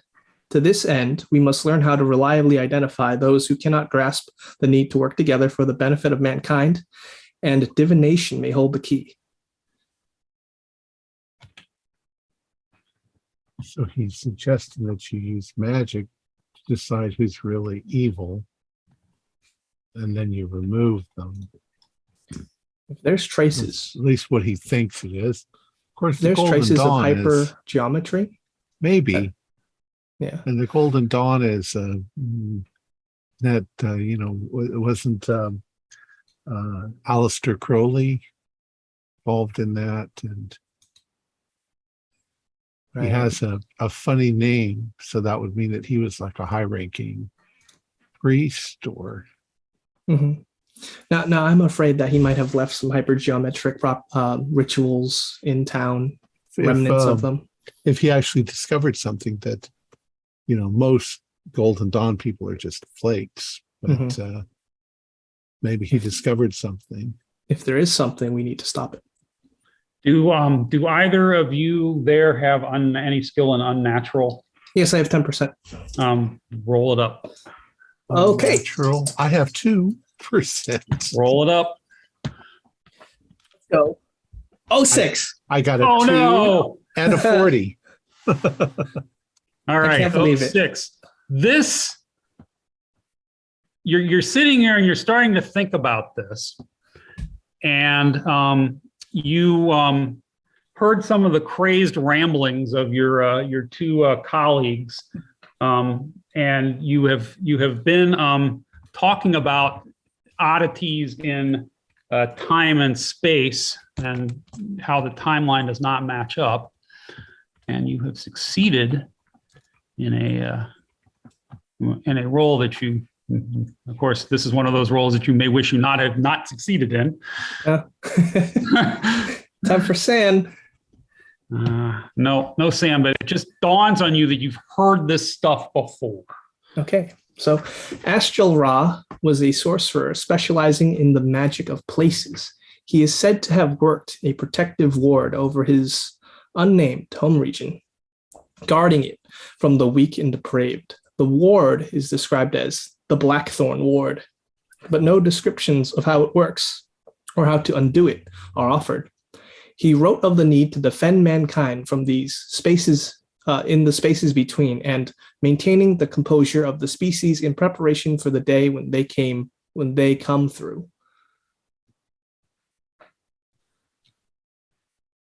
Okay. Blackthorn board. Now there's definitely the unnatural. I asked the historical society lady. Of course, we're kind of separating our conversations, but I asked her, is there a family in town named Blackthorn? Oh, no, but there are certainly a lot of Blackthorns. What is a Blackthorn? Yeah, what does that mean to you? Is that a... Okay. What's your occult skills? Mine is 40. Yours is 40? Yes. My occult is just 10. Okay. 40 is good enough to know the basics without having to really research it. So let me show you. Blackthorns are a tree. And when they're flowering, this is what they look like. They are, it's a plum. However, it's a very gnarly, thick, and nasty sort of plum with 2-inch spines, and they use them for cattle hedges in Great Britain, among other things. However, with your 40, you are aware that they have a great deal of occult significance in traditional English folklore. And if the little boy, Ron, encountered those, that might explain the scratches all over him. It might indeed. Let's see here. I asked her, are there blackthorns? You say they're growing in the woods all around here? Oh, well, no, not in the woods all around here. Just there's a great big, they're not native to the scrubby pine forests of California, but there's a big patch of them, like the size of a couple of football fields, out back behind the wood, about back in the woods behind the ballpark. Since you said they came from Europe, you think that Joseph planted them? Joseph David? Behind the ballpark. They've been here, yeah, they've been here as long as anybody can remember. Called blackthorns in general. The spines are used to pierce and trap evil spirits. Bringing flowering blackthorns inside one's house is thought to bring bad luck. Conversely, flowering blackthorns outside of one's house are thought to bring good luck. England. Blackthorn is a prolific grower in the UK, notwithstanding in England, where it is planted in every hedgerow surrounding fields. If you're from another country and you have seen the aerial photographs of the stunning crop fields of the UK, you have seen where blackthorn resides. Obviously, it grows everywhere as well, but it has a home in the hedgerows for good reason, protection. If you've never seen those wicked thorns, spines, be sure to read my last blog about, what was that? I'm sorry, what did you say? Nothing. Oh, okay. Be sure to read my last blog on blackthorns. From Christianity, blackthorn is seen as a sinister tree and associated with witches. Blackthorn was and is now often used for binding and blasting. A black rod is a blackthorn wand with fixed thorns on the end, used to cause harm to others. In British folklore, a witch will use a blackthorn stang in rituals of cursing. The sharp thorns were reputedly used by English witches to pierce puppets in their curses, called the pins of slumber. In South Devon folklore in England, witches were said to carry blackthorn walking sticks with which they caused much local mischief. Witches and heretics were burned on blackthorn pyres. The devil was said in medieval times to prick his followers' fingers with the thorn of a blackthorn tree. That's the extent of the pertinent stuff. Okay. Well, we've got, I was going to say that I recently read somewhere that certain, that in the real world there are carnivorous plants that eat things, small little plants, Venus flytrap, sundew. But some are now classifying a number of brambles as carnivorous as well, because animals get trapped in them and can't get out. Their hair gets tangled, and then they die, and then their rotting carcasses feed the plant. Did we actually hear we didn't hear the little folk song, so we can't comment on that. But this sounds, we need to go take a look at these plants. What if there are people? We need to let the rest of the team know. Honest to God, I think that if you got your clothing snagged in there and that you tripped and fell, and the more you twisted and tried to get out, the more thorns would hook into you might get to where you couldn't get out. Right. I don't want to think about people trapped in thorns forever. But if this Joseph David had managed to do some hypergeometry. Yeah, he sounds like a sorcerer from his writings of the occult. Yeah, we need to go talk to the others. Thank you very much. We weren't saying that in front of her, but Mutter. Yeah, we speak in Morse code. Yeah. All right, so we leave. On the way out, Agent Suave,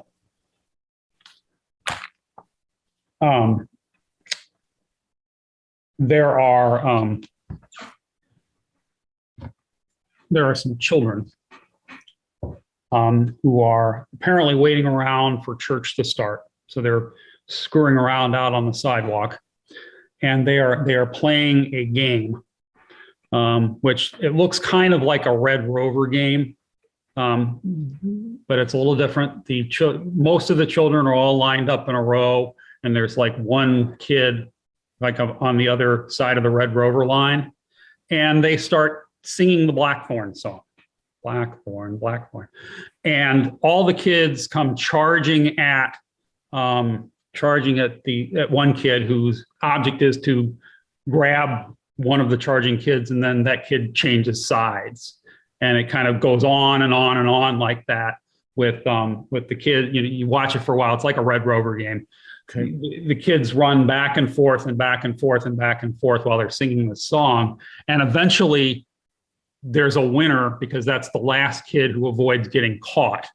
And it's usually, and in this case, it's the oldest, biggest, strongest kid. As it always is. Mm-hmm. Yeah.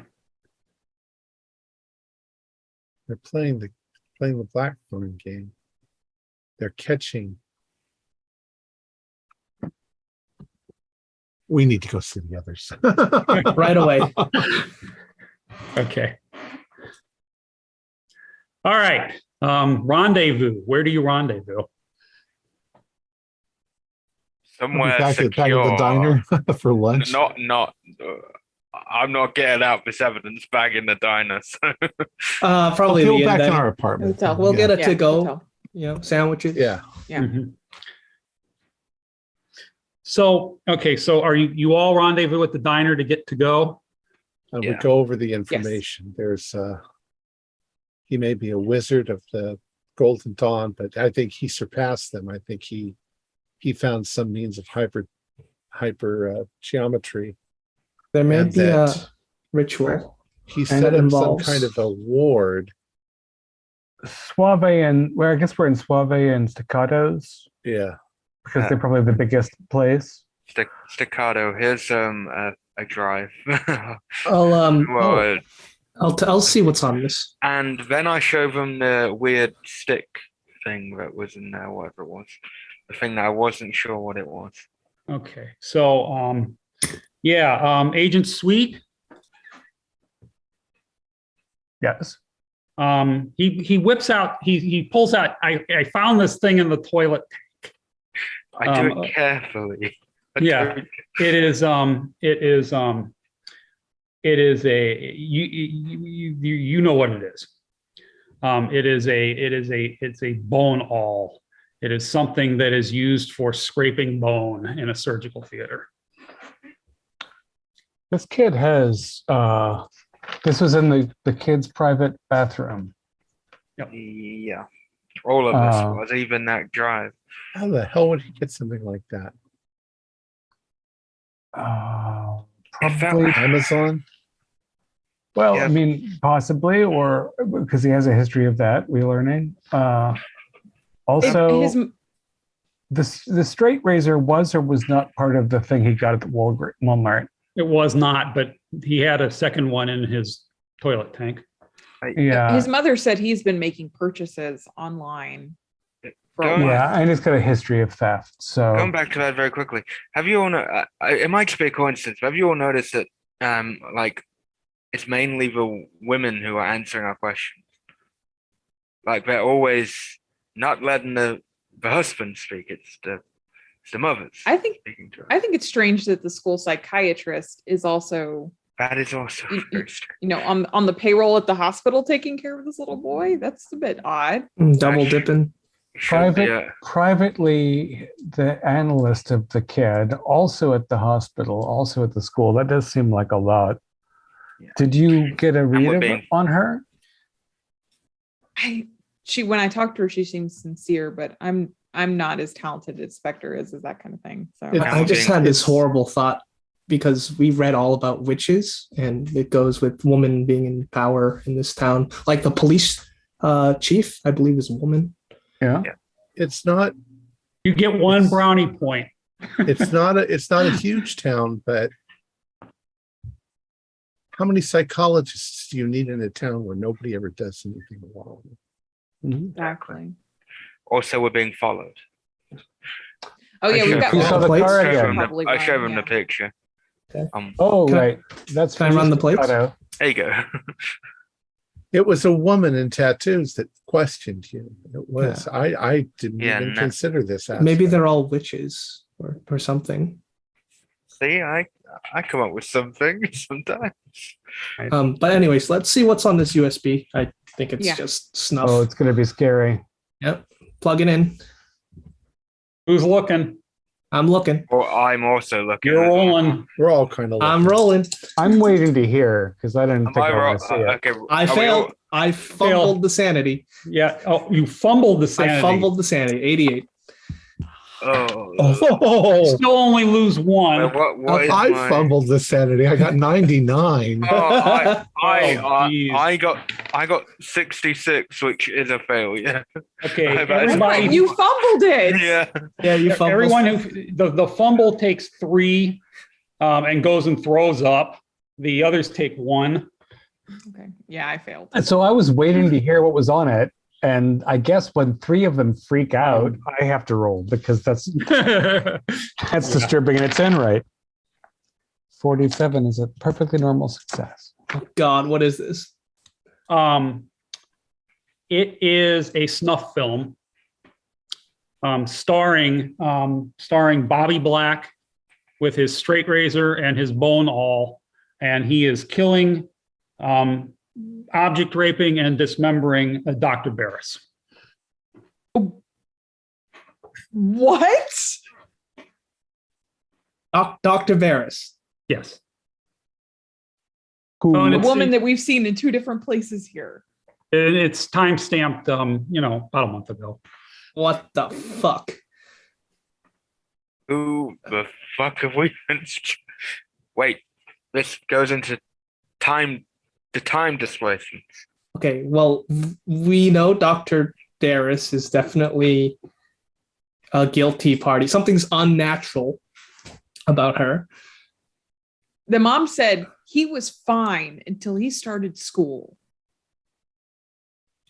But he's been sitting here for 2 years. He's been at school for 4 or 5 years. He's been, yeah. I don't know. And she's the victim Maybe of not. this assault. Yeah, absolutely. Is whatever looks like Dr. Barris right now the sorcerer Or if it's time displaced, like It hasn't happened yet, possibly. How old does Bobby look? 8. 8. Dr. Barris also looks like her contemporary self. Yes. Do you think he? What's Dr. Barris's hair like? Short brown pixie cut. How Hard to date. could an 8-year-old be manipulating time and space with hypergeometry? How could he even? It could be something he stumbled upon. It's got to be stopped. And Well, if it's out of Why? time and space, how do you stop it? Yeah, but- It might be something that's already happened in the Are future. we sure it's out of time and space? Maybe Bobby killed Barris and somehow took her form. Well, Or it hasn't your, happened yet. Shepard, is Barris married? Did you see a ring? You didn't. your Okay, tattooed yeah. lady is was out of time and space. What if these are Several years. ghosts? This I Is don't that a believe in dream? ghosts, Or but was it time displacement? We didn't recognize anybody at the diner when we got our takeout for lunch. I'm Is this thinking being about- set?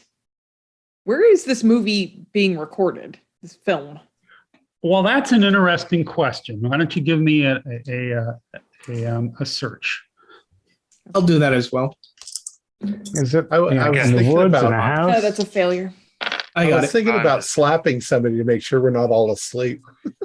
And slap someone. All right, Agent Staccato, come here. All right. What do you want? It looks like an office. Her Like office, a- maybe. like You know, a like a business office? like a Or business psychiatric? office. Yeah, like a business office. There's a desk and chairs, and she's And not kind a lot of of personal laid out on stuff. top of the desk. Jesus Christ. Could we visit this scene to determine if it happened? Are there windows that show the outside? Not on the camera. I hate to even ask this question. It is clear from this video that she's not like facilitating this. No. Okay. Well, okay. she's unconscious and Okay. being sliced up. Yeah. Blood everywhere. Cutting off her fingers, maybe. Well, now not- that you bring that up, in fact, yes, he does seem to have an interest in her ring finger. But that's What's three with the different ring rings? fingers. Why the It's got to be rings? some kind of dark magic. And Maybe we had, he's possessed by something. and I've got 3 ring fingers, right? In my Yep. Okay, And they're- so he's being possessed, but why would he disappear? Is there any other snuff films on here? No. This is the only thing on the USB. Yep. I put it out. And But if there's 3 ring fingers, that means 3 women. Okay. At this point, we're kind of putting together nonsense that we've heard along the way, but the Blackthorns bushes supposedly capture evil spirits. And what if our little evil spirit that's possessing the boy got a little too close to the Blackthorns and it got him? heard weirder Yeah. things. Let's focus on more immediate questions. Focus. Why we have a series of time displacements. Do any of us have experience with other GG time displacement questions? Where are you having this conversation? We inn. were in the room of Suave and Staccato, the largest Okay, so of the you're in the inn at the rooms. end. Okay. We're at the end.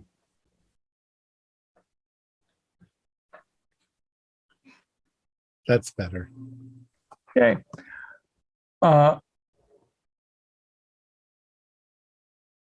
When does the snuff film, in what situation does this violent film begin? Yeah, what's the With date if it's her time? timestamped? It's about a month ago, and it's in media res. It just starts, and she's already She's unconscious. and yeah, And- the serious and he- carving is now beginning. Yes. So he kills her. Oh, Does it look like it's on a cell phone? Yes. Does it appear that there's a person filming as well as a person acting? No. Left No hand. movement looks like he's- whatsoever. right hand. Okay. So we think it's Bobby alone. Cursed Bobby But alone. Bear should be dead. Yeah. And Varys, who is around, appears to have died a month ago. but maybe because Barris is this is a far fetched, but going by what we know about this ward, maybe because Barris is good, she's being kept around. Or maybe the opposite. What if the Blackthorns trap evil spirits and some of these people here are dead and they're trapped in the town and they can't get out? Even if they're killed, they get stuck here. That's an even better theory. But they don't. We saw act people evil. interacting with Barris, Mhm. right? Yeah. Yeah, Okay. you talked to him and the principal at the same time. Spectre, when you found yourself naked in the woods, were you scratched up? No. No, I was just there. So we have teleportation and time distortions, both. And this, some kind of,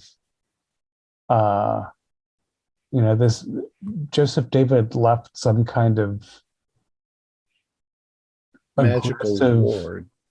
Yeah, that judges people and punishes them, but it didn't punish Bobby until after he made this video. Or is this video what caused the judgment to happen? Because it hasn't yet. But then how did he hide it?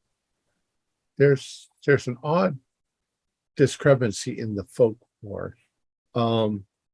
For one thing, it's saying that the Blackthorns protect against evil spirits, but on the other, it says that witches use Blackthorn wands to cast their curses.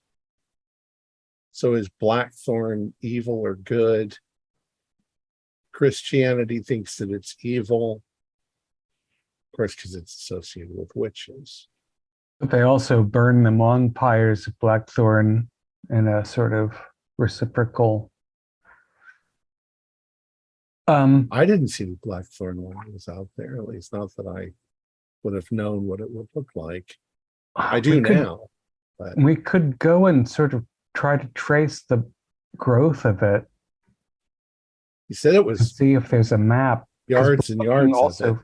Yeah, we're looking for a tunnel in time or space. That could bring Ron from the north to south, that could hide Bobby, but that doesn't. Everybody else except for me and Spectre had normal nights, right? Yes, Yeah. Yes. but I'm not looking forward to tonight. And we should ask other people about Nell and Phil and find out what happened to the college student Will. I mean, if we trace all the people who vanished, and does no one in this town care about people who vanish except Bobby Black, who nobody liked? We have to consider one other thing, which I don't like to bring up, but we all ourselves might be compromised in some way. We may not be experiencing what's really going on here. I can assure you that based on the founder's ideals, I am not perpetuating the perfect human germ. Nor I am think we I. should tie you down tonight. Maybe when we go to certain places, we're also displacing in time, which is what maybe that's why certain people are around. Well, to be perfectly honest with all of you, I have done things, questionable things for Delta Green that might earn me some guilt if it wasn't for the fact that I don't feel guilt. But what if there's witches and they're clouding our minds to make us not see what's obviously right in front of us? They're murdering the people that they don't want in the town, the undesirables. Who do you think would the witches be? Well, you brought up the women. Yeah. There's the woman, there's Dr. Barris, there's the police chief. I mean, I think that's a horrible stereotype, but at the same time. But as I said earlier, they were all the ones vocal. The husbands didn't answer any of the questions. It was the wife. So Joseph David wasn't a woman, obviously. No, but did he have ties? No, we don't know. There are a lot of myths and things in Delta Green that talk about actual people that have aligned themselves with darker forces that are called witches. A lot of times they're associated with nature spirits too. What do we do? How do we stop all this? I don't know how to stop a witch. Like, Scissors under the chair. What is the bad? Like, what is the source of the unnatural? We need to identify that. Is it the Blackthorns themselves in the woods, or is it the witch? That's definitely has to be a part of the critical ingredient in their magic. Yeah. As soon as we figure out what to target, we'll take care of the rest. What if we can't? It's unconscionable. And I was going to say set it all on fire, but I was going to suggest setting the Blackthorns on fire at the very least. But what? Is there any evidence they've ever had wildfires right around here? You mean apart from the news reports where they're talking about 2 that are going on in the region right now? Yeah, but I mean, they're right in the around region, here. but are they ever in Blackthorn? Or right around the city, town? No. I mean, obviously the trees are old growth, and if the fire is always part around Fair Oaks, but Fair Oaks seems to be free of a lot of unpleasant circumstance. I think we need to at least make a report to Sophia on what we suspect before we go further. I wrote Sophia this morning after I found out that my room was violated, and she did not reply. No, but how do you know that was part in the displacement? Well, it's true. We don't know where we are in time. And also, I'm not a fan of giving any of this evidence to the police at this moment in time. I feel like we need to keep that. Yeah, we shouldn't trust anyone but us. Oh, so let's see. There's hypergeometry. You don't trust anyone, and you're willing to kill to preserve your secrets. Now, this isn't a Delta Green game. Yep. Can I run those plates? Yes, I was about to ask if you would do that. I'm seriously consider that we have 2 people at least, Spectre and Sweet, that possibly need to be dealt. The plates are registered to a Dr. Emily Barris. So it's a rental car, right? Yep. She's been following us around, but she's dead. We've seen. I'm pretty sure she's not who she says she is, or something's wearing her skin or something. She's a witch. Yeah, I think she's a witch. Could it be as simple as twins? I know that's a trope and a tired one at that, but could it be twins? Or is the real witch just Nell? Sometimes people just appear.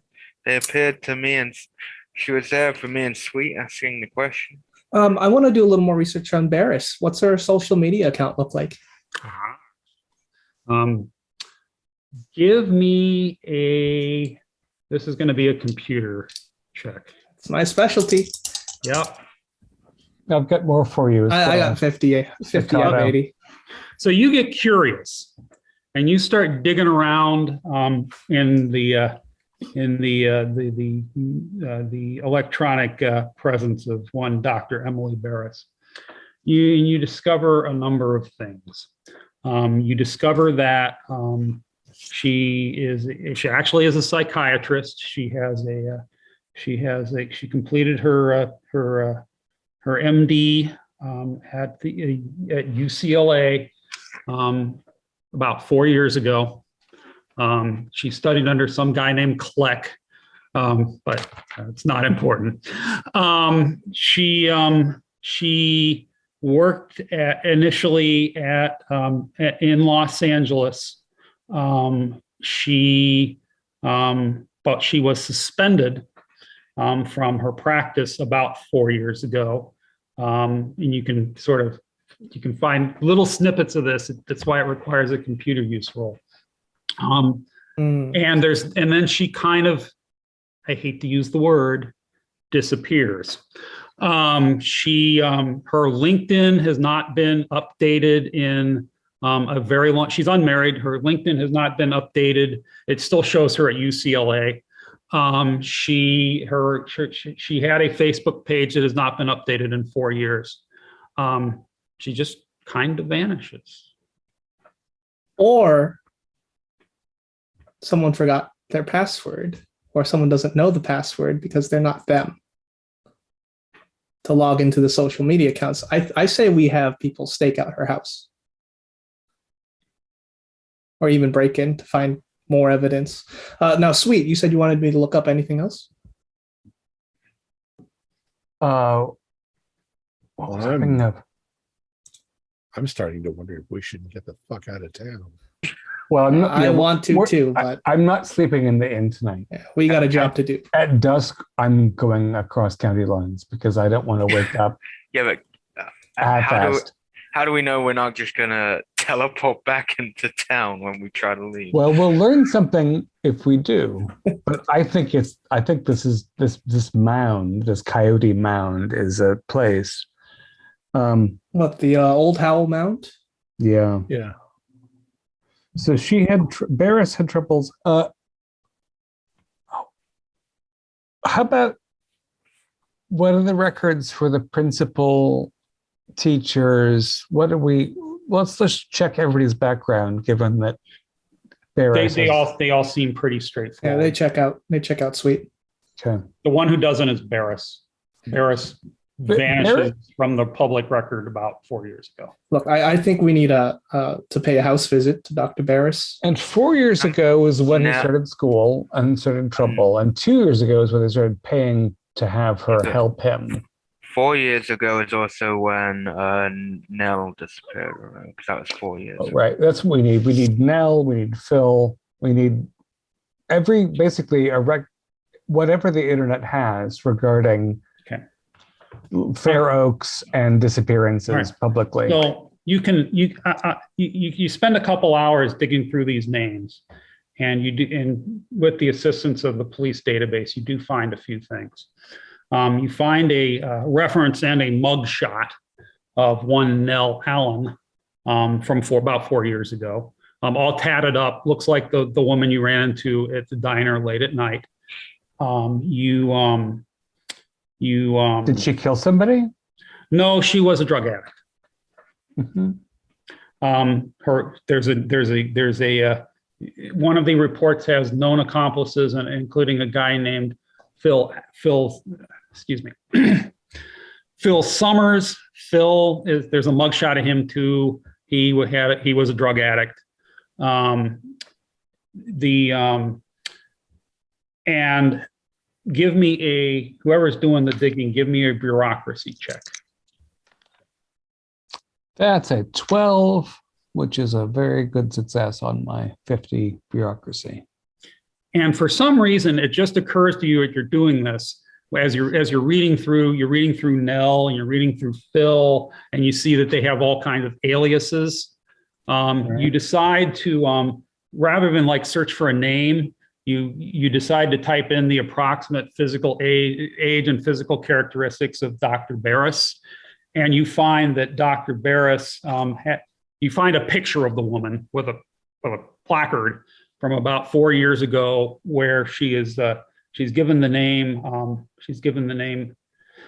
excuse me, Becky James, and she's arrested for public intoxication and possession of heroin.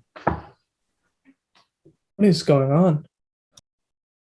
Arrested, and what does it say about the outcome of that arrest? Is She there bailed a out. trial? And she bailed out and never appeared for trial.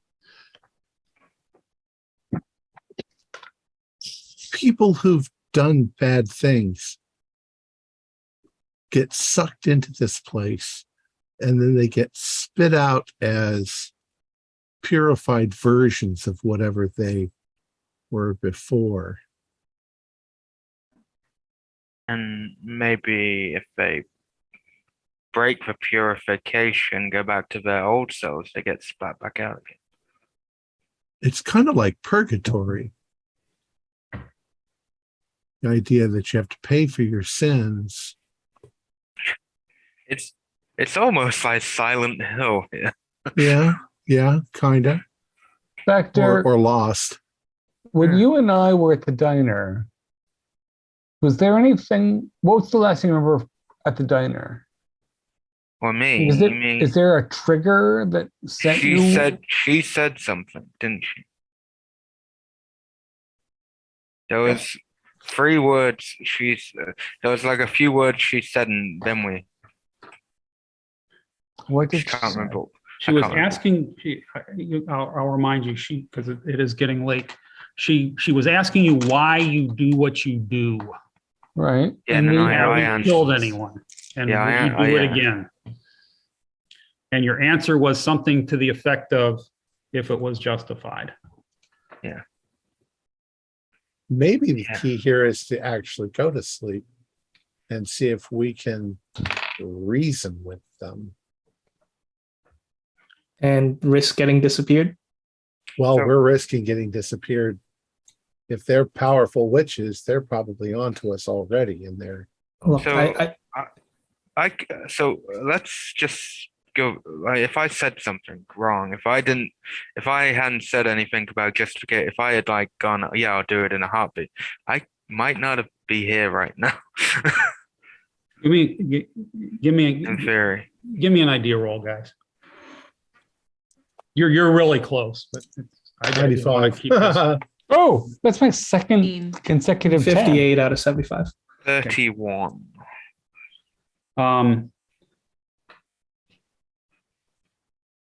Yeah, it does seem kind of judgy around here, doesn't it? yeah. And when the guys in the diner gave the answer that would have appealed to the town's founder, they got cut loose.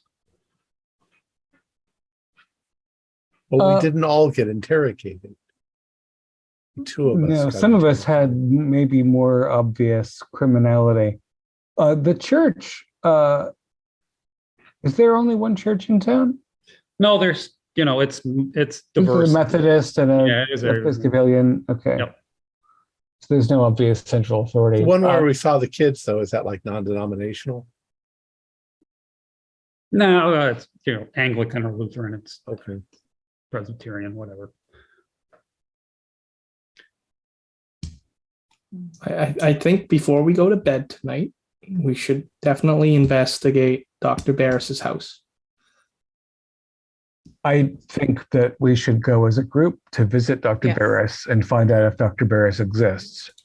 And Right. once we resolve that, I think at least 1 or 2 of us should go to see Ron in the hospital because I'm worried about him. Okay. But first to Dr. Barris, because Dr. Barris can't possibly be. I She is. like the idea of us covering more ground by splitting up.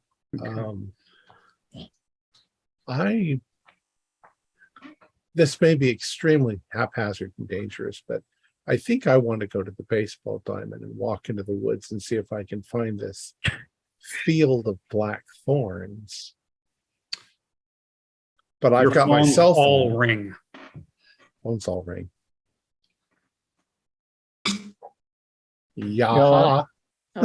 Hello? It is various members of the investigative team from Jim Fisher to Lieutenant Artiaga to Chief White. Ron's missing again. What happened at the hospital? They the last person? nobody knows. He's not in his bed. Christ. Okay.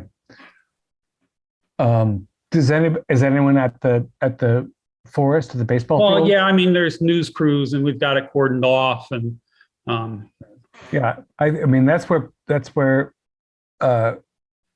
one of us reappeared due to this situation. So there should be somebody authoritative there.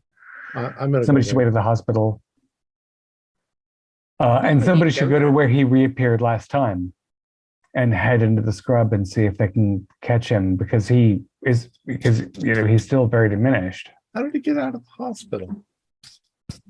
Who's Nobody taken? stops an 8-year-old boy getting up, Or he just disappeared. or somebody came there and abducted him. For authorities at the hospital. There's a couple of cops there trying to figure out what the hell is going on. Shepard, you're on the phone with Fisher, and his dogs are going nuts. Where are you, Fisher? Where are you? I'm at the ball field. All right, I'll meet you there. All right. I'm headed to the ball field. I'm going. Shepard and I are going to the ball. I'm going there as well. So now we're all going to the ball field. Okay. At the ball field. The Fisher and a gaggle of searchers and investigators are all kind of clustered around where this all started, where the backpack was found. The dogs are barking and straining at their leashes, woo! And but you don't seem to see anything. Although there's a lot of angry, frantic people. The news crew is in an uproar, and Ron's parents have just arrived, and they're beside them. They're screaming, full on, finger pointing. How could you let this happen? Are the dogs going nuts and like they've picked up the scent and they're pulling in the direction of into the woods past where the backpack was. Let's go. I'll go into the woods with them. Yeah. Okay. But keep the civilians back. I have my hand on my gun just in case. Same. All right. Okay, so woo, woo, woo, woo. So the dogs are pulling forward. Fisher is going. Give me a marching order. I'm search and rescue. I'll take lead. And I'll be behind. Well, we don't have to go single file. Maxine, you and I'll. Okay, yeah. Two of us will be in the front. I'll be towards the back. Yeah, I'll be backwards as close also. to Max as possible because Side by side with Sweet. All right. So the dogs are pulling along. They clearly have a scent, and they are they're tugging along, and you follow a path back into the woods for a while, and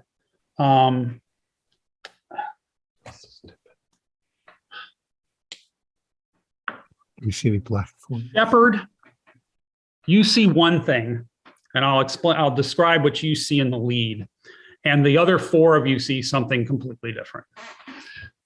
Shepard, you see the dogs start to the wood after you've been going for about 100 yards. The composition of the forest starts to change. It's not pines anymore. It's like there's this huge thicket of 10-foot high hedgerow, all knotted together, big thorns on them. It's not the right time of the year for them to be blooming, but it looks like kind of a twisty little cherry tree or plum tree that is covered with 2-inch spikes. And you and the dogs pull up hard because there's literally like no way through it. Fisher also stops. You four see the path continue. Well, We see the Shepard path was standing continues. right next to me. So if she stops, do I just keep walking? What do you want to do? Well, I'm not really looking at her. I'm looking at the path. The dogs have stopped. Fisher has stopped. Shepherd has stopped. But the path continues forward. I go forward maybe 10 feet and I look back at him and I say, why'd you stop? They're not there. How deep is the thicket? How wide is it? There is behind you is a bunch of thicket. We Maxine. just passed through. What's the light like on the side of the thicket? I'm sorry.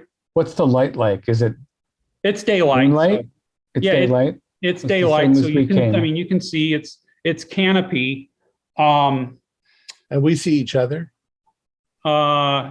You can see the other three, but not Shepherd, not the dogs, and not Fisher.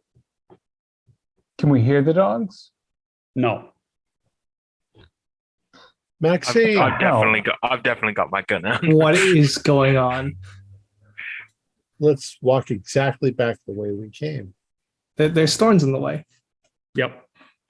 Or We is gotta it an keep illusion? It's right there. Is it I'm an going to illusion? poke at one of the thorns. It's there, right? Yep. We need. I guess we keep going forward. God damn it. I should have brought a machete. But we're only like 10 feet away. Well, yeah, it is odd, isn't it? More than odd. Hey! Hello! Anybody back there? I'm going to hunker down.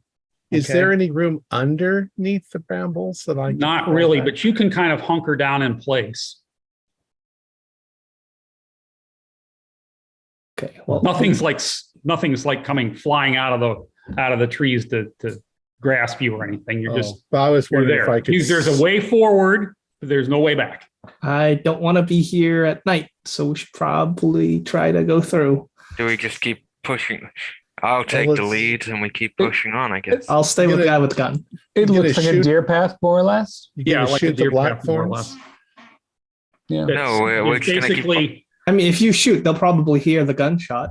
Mhm. You know, those on the outside. Well, So if you want, I'll just shoot. I'll shoot in the air. I'm not going to shoot Now- into the blackthorns. Shepherd, as the people who are standing near you push forward, you can see them kind of making progress. And you think you could probably like grab their coattails and hang on to them if you wanted to. Oh yeah, I mean, if I see that they're moving forward, I'm going to try to follow them. Okay. All right. So Shepherd kind of grabs one of you by the belt loop and is pulled along.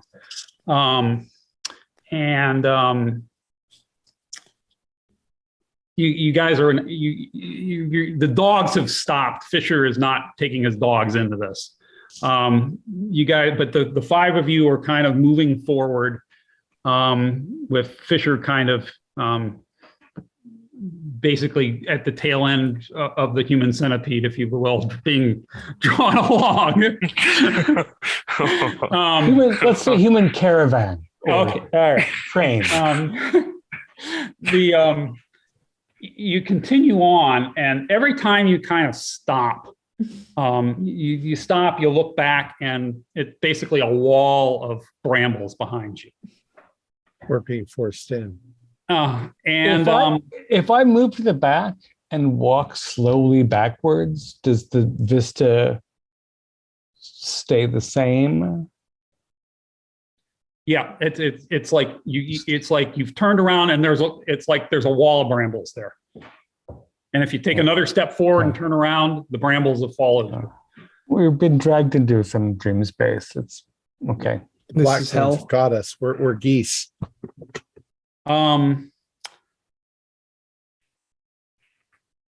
Suave, roll pow.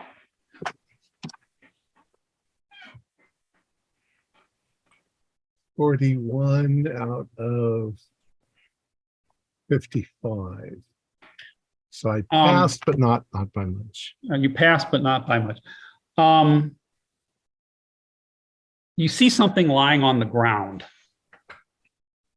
in front of you. I'll hunker down and look at it. It appears to be a master's thesis by some guy named Montfort. Montfort?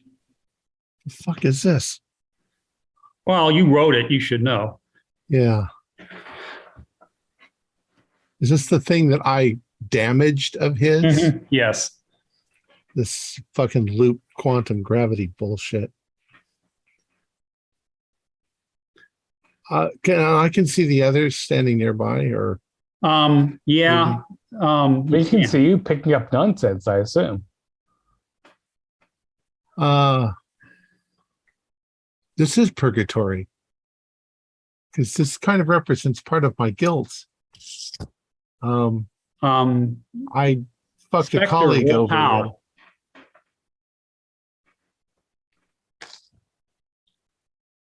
I don't think he heard you. Oh, Spectre. Oh, me. Cool. Sorry. Roll pow. Yes. 99 is not a success.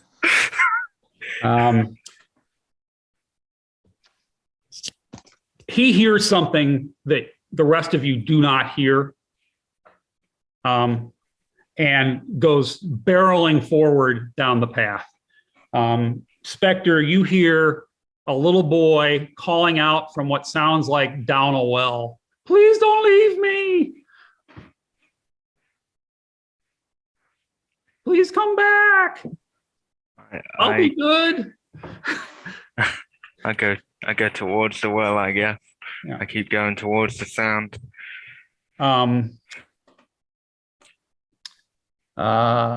Sweet, roll pow. What could possibly go wrong?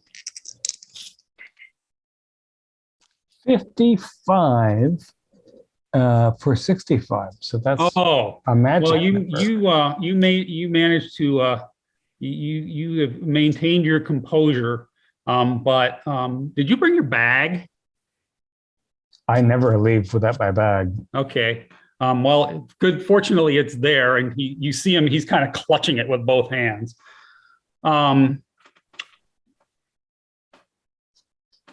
Staccato, roll pow. Okay. Who's clutching the bag? You are. I failed. We see you clutching. Staccato failed. 87 out of 70. And Staccato, you see in front of you in the path a old classmate of yours hanging by the neck from a blackthorn tree. Jesus Christ. Do you see that? No, they don't, but you can roll Sam. I failed. Actually, no, that's 32 out of 50.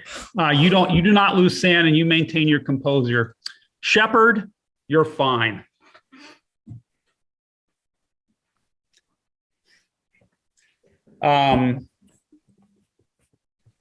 Okay, so Spectre, once again playing on the high survival rate of characters modeled after Spencer Reed in this scenario. Yeah. Agent Spectre barrels forward, and lo and behold, finds what he thinks is a well. And here's a voice, "Help me, save me." I go over to the well. This is Roll Dex. Yeah, I know. This is guilt. No, what is this? 39. I'm pretty sure that's success because yeah, it is success. You made it a success? Yeah, it's a success. Yeah, I have 55 and Dex. So. Okay, I'll come back to you in a moment.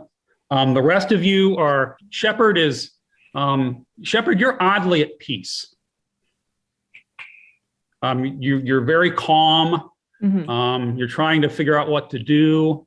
Your if fellow I saw agents Spectre, are kind of losing their shit, more or less. Yeah. If I saw Spectre take off running, I am gonna run after him. Okay. Calling after him, Spectre. All right. So you're barreling ahead. If you don't, where are the rest of you doing? I'm Well, going to the she base goes of the after body. Spectre. I'm going. ignoring them all. I'm trying to figure out why I'm here and what's going on. Yeah, I'm investigating, but I'm obviously pretty confused about what I'm investigating. So I'm just looking closely at things nearby. Shepard,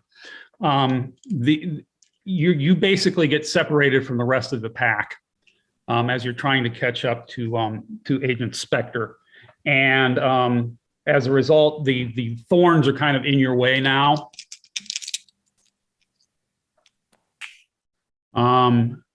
You manage to reach Spectre after going about 50 feet through these thickets and tearing the hell out of yourself. You take a total of 6 points of damage. Mhm. All right. And when I reach Spectre, what do I see? Nothing pleasant. There is an incredibly foul charnel smell. There is basically a sinkhole at the center of these things. You can see from the edge of it that there are bodies in various states of decomposition piled high. Near the top of the pile is Bobby Black. Difficult to tell whether he's alive or dead at this point. And Agent Spectre is managed to avoid sliding into the pit, but is hanging to the edge of it and doesn't seem to have all of his faculties about him. I'm going to run to yank him back from the edge of it. Okay. Let's have let's average your strength and dex. Okay. So do you want me to roll against them? Yeah. Okay. Yeah, that's a success. I got lower. You managed to grab him, and since you're a search and rescue person, you realize that it's probably not a good idea to grab him by the arms or by the clothing. So you grab him wisely by the belt and haul him up. You managed to get him out of the charnel pit. He does not look like he's in the best shape, however. What are the other three of you doing? I'm heading to the body, just right to the base of it as it's hanging from the tree. Mm-hmm. Dex roll. I am going to sit down 41 on out the of ground. 55. Good. Agent Staccato comes barreling past you, Agent Shepard, and starts to slide into the pit, but manages to avoid it. Suave. I'm sitting down on the ground with the book. Okay, you're fine. And who does that leave? Oh, Agent Sweet. Yeah. This is also like Suave. This is a meditation moment. I cannot accept what's going on around me, so I'm going to sit down. Okay. Breathe. All right. You have three of you are teetering on the edge of the precipice. The other two of you have taken a time out along the path. Agent Shepard, you're the sane one. It's up to you. What do you do? Okay, so I guess I'm going to look over Spectre and, is he okay? What can I assess? He seems to be in shock. Slap him. Just okay. Get it together, Spectre! Spectre, you snap out of it. You're being smacked across the face. You realize that you are not, in fact, looking down a well so much as clinging to the edge of a charnel pit, and Shepard is trying to save you. What the fuck? Gotta get out of here. What's Staccato doing? I'm apologizing to the body. Yeah. Yeah, But you're not. You're not at the pit with us? He's at the very edge of the pit. I'm sorry. Not in it though. I'm He's sorry. apologizing to somebody you can't see. Yeah, I'm pulling him back too. What's going on? I will help, as I've said, I will help people. So the three of you are clinging to the edge of the pit. The two of you are Sitting in the path. sitting in the contemplating existence. And as a coda, I would like to go around the room and ask each of you why it is that you ever got involved with Delta Green in the first place. And we'll start with Agent Suave. Oh, honestly, well, I got involved because I was called in to examine an alien artifact.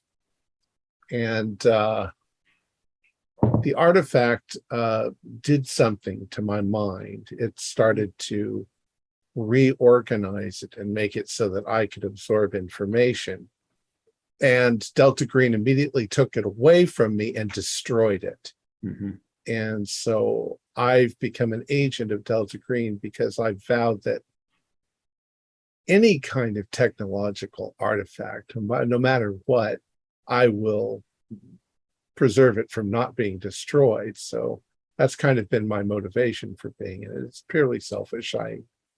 I want the artifacts and I want to learn from them. So you won't be burning down this forest, will you?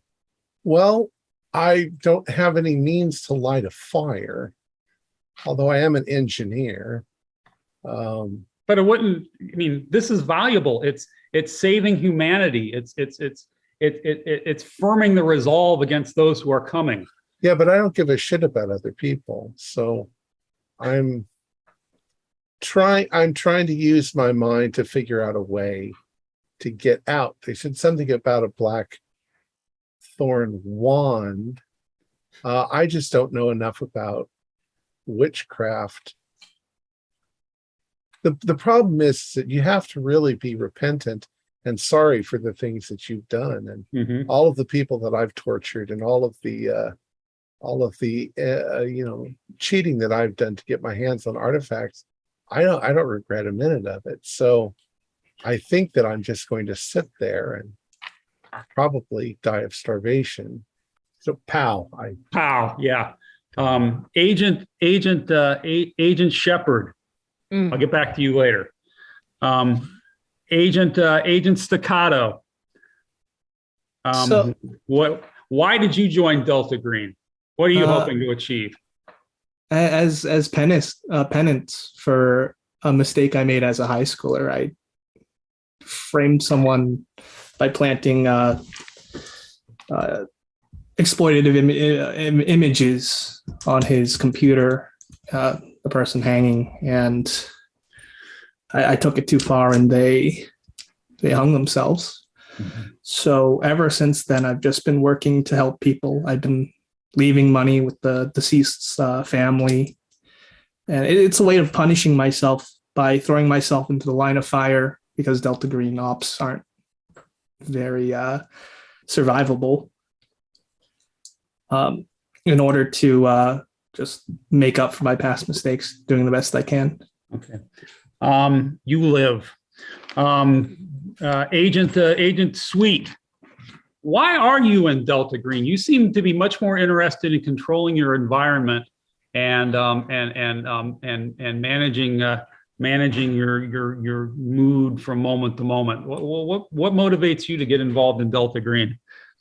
Well, the project of self-optimization includes recognizing what is real, and I am not a sucker for what passes for the consensual reality, where a majority of morons can refuse to receive vaccines and a minority of geniuses can hide precious secrets.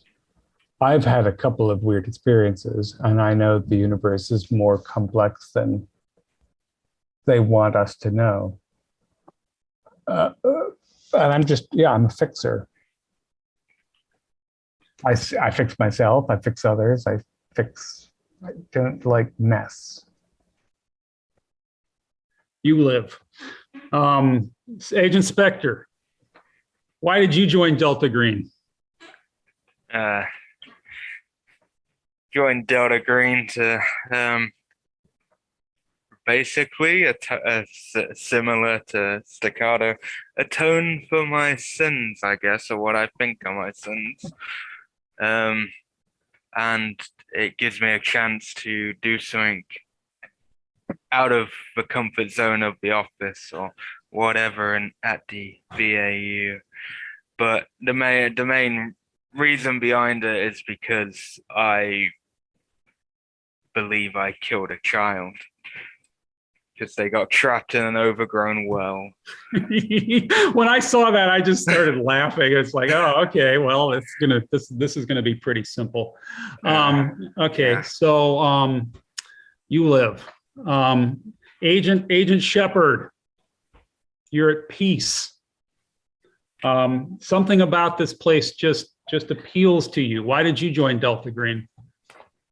My initial exposure to the unnatural involved the death of a child, not by my hand, but a little boy that just made me think of Oliver, which just brought back everything to do with my sister from all of the guilt and the grief. And I can't take back my part in her death, which I do regret, but I can at least make the world better for children and Oliver. So I do it for him. So why did you kill your sister? Because it was a strain. It was a burden. She killed herself. I just didn't do anything to stop it. But I was tired of the bullshit and the lies and the stealing and the addiction and rehab after rehab after rehab, and just watching her tear apart my family and watching her ruin my nephew. So you realized that there was no hope for her, and that on balance, she was a harmful force to the universe. Yes. So you killed her. I did. Okay. So you are the hero of the story, because that's exactly what the Blackthorns want. Now, in conclusion, you're tempering the human race against the forces that lurk beyond, and you're doing it without compunction because you know it's the right thing to do. So you're on the same wavelength as they are. So by a show of hands, in not too much longer, a helicopter appears. People come rappelling down into the thicket now that they have some warm bodies to figure out where everybody actually is. And they haul you up. Alas, Agent Suave did not make it. But by a show of hands, did Bobby Black live or die? This is how I always end this scenario. A sociopath? Yeah. A hand up is that he survives this. He has been survived and returned to society. A thumbs down means you didn't get to him fast enough. Yeah. The little sociopath. I need two and two. I need damn it. Why is tie-breaking vote here. He's a murderer. I'm against, so that's my thing. So I probably I've got a rehabilitation. And the news media is rife with reports of the heroic federal agents who managed to find the missing child when no one else could, and brave their own lives in horrible and inhospitable conditions to haul him out of some sort of animal lair or something just in the nick of time. Your email finally gets answered, and it's 2 words: burn it. The end. Wow. So now tell us what was going on. Yes, what was going on?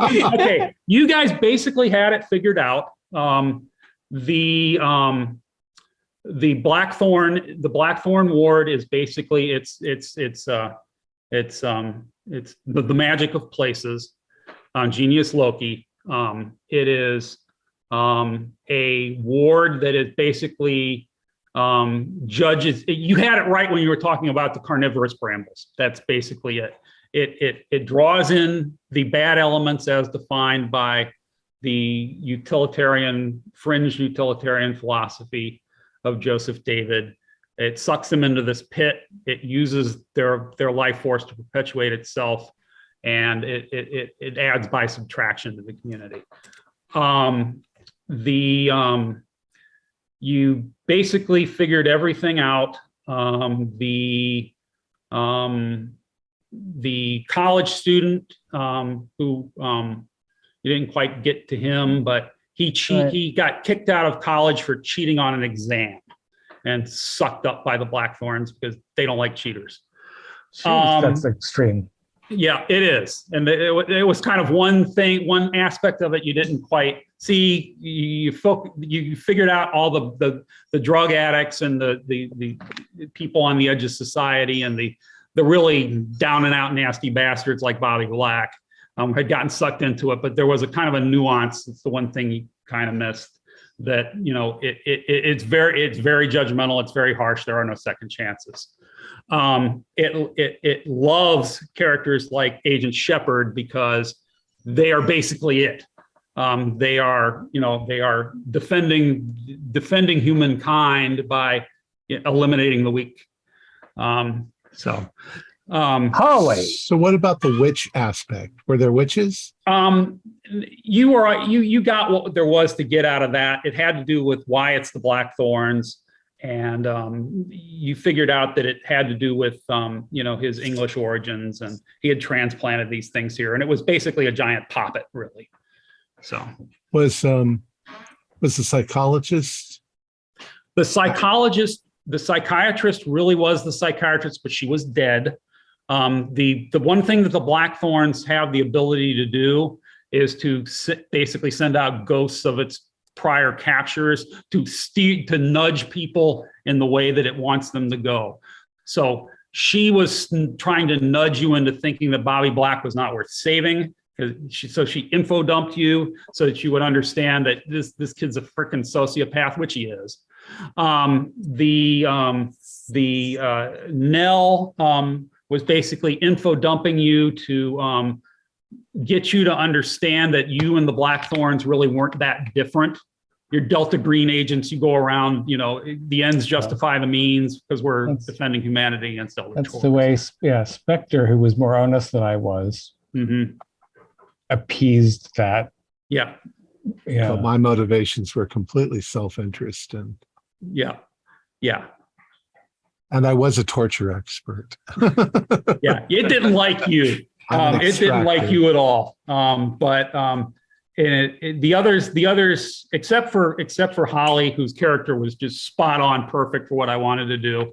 The others were kind of the other three were kind of mixed bags in my estimation. They'd done some bad things, but they had some good sides too, and there was regret on Alex's part. So, all right, let me go ahead and finish up. Our players included Holly Buto, Alex Sun, David Gasaway, Josh Harwood, and myself, with Jeffrey Moeller as our game handler. We have a Discord server where you can chat with our other members. You can set up private games. You can learn the finer arts of gameplay and game mastering. We provide audio-only versions of our shows free for you to download from Podbean or iTunes. If you'd like to support our show, please visit our Patreon account. Just $1 a month helps us a lot. Like, share, and subscribe to our channel, and punch the bell icon for updates on our latest shows. And leave us some comments. We enjoy reading them and answer any questions you might have. This is Tom Rayleigh, together with all the members of our gaming club, inviting you to journey with us once again into the darkness for another adventure into the universe of H.P. Lovecraft and the Delta Green role-playing game. Until next time, good luck and good gaming.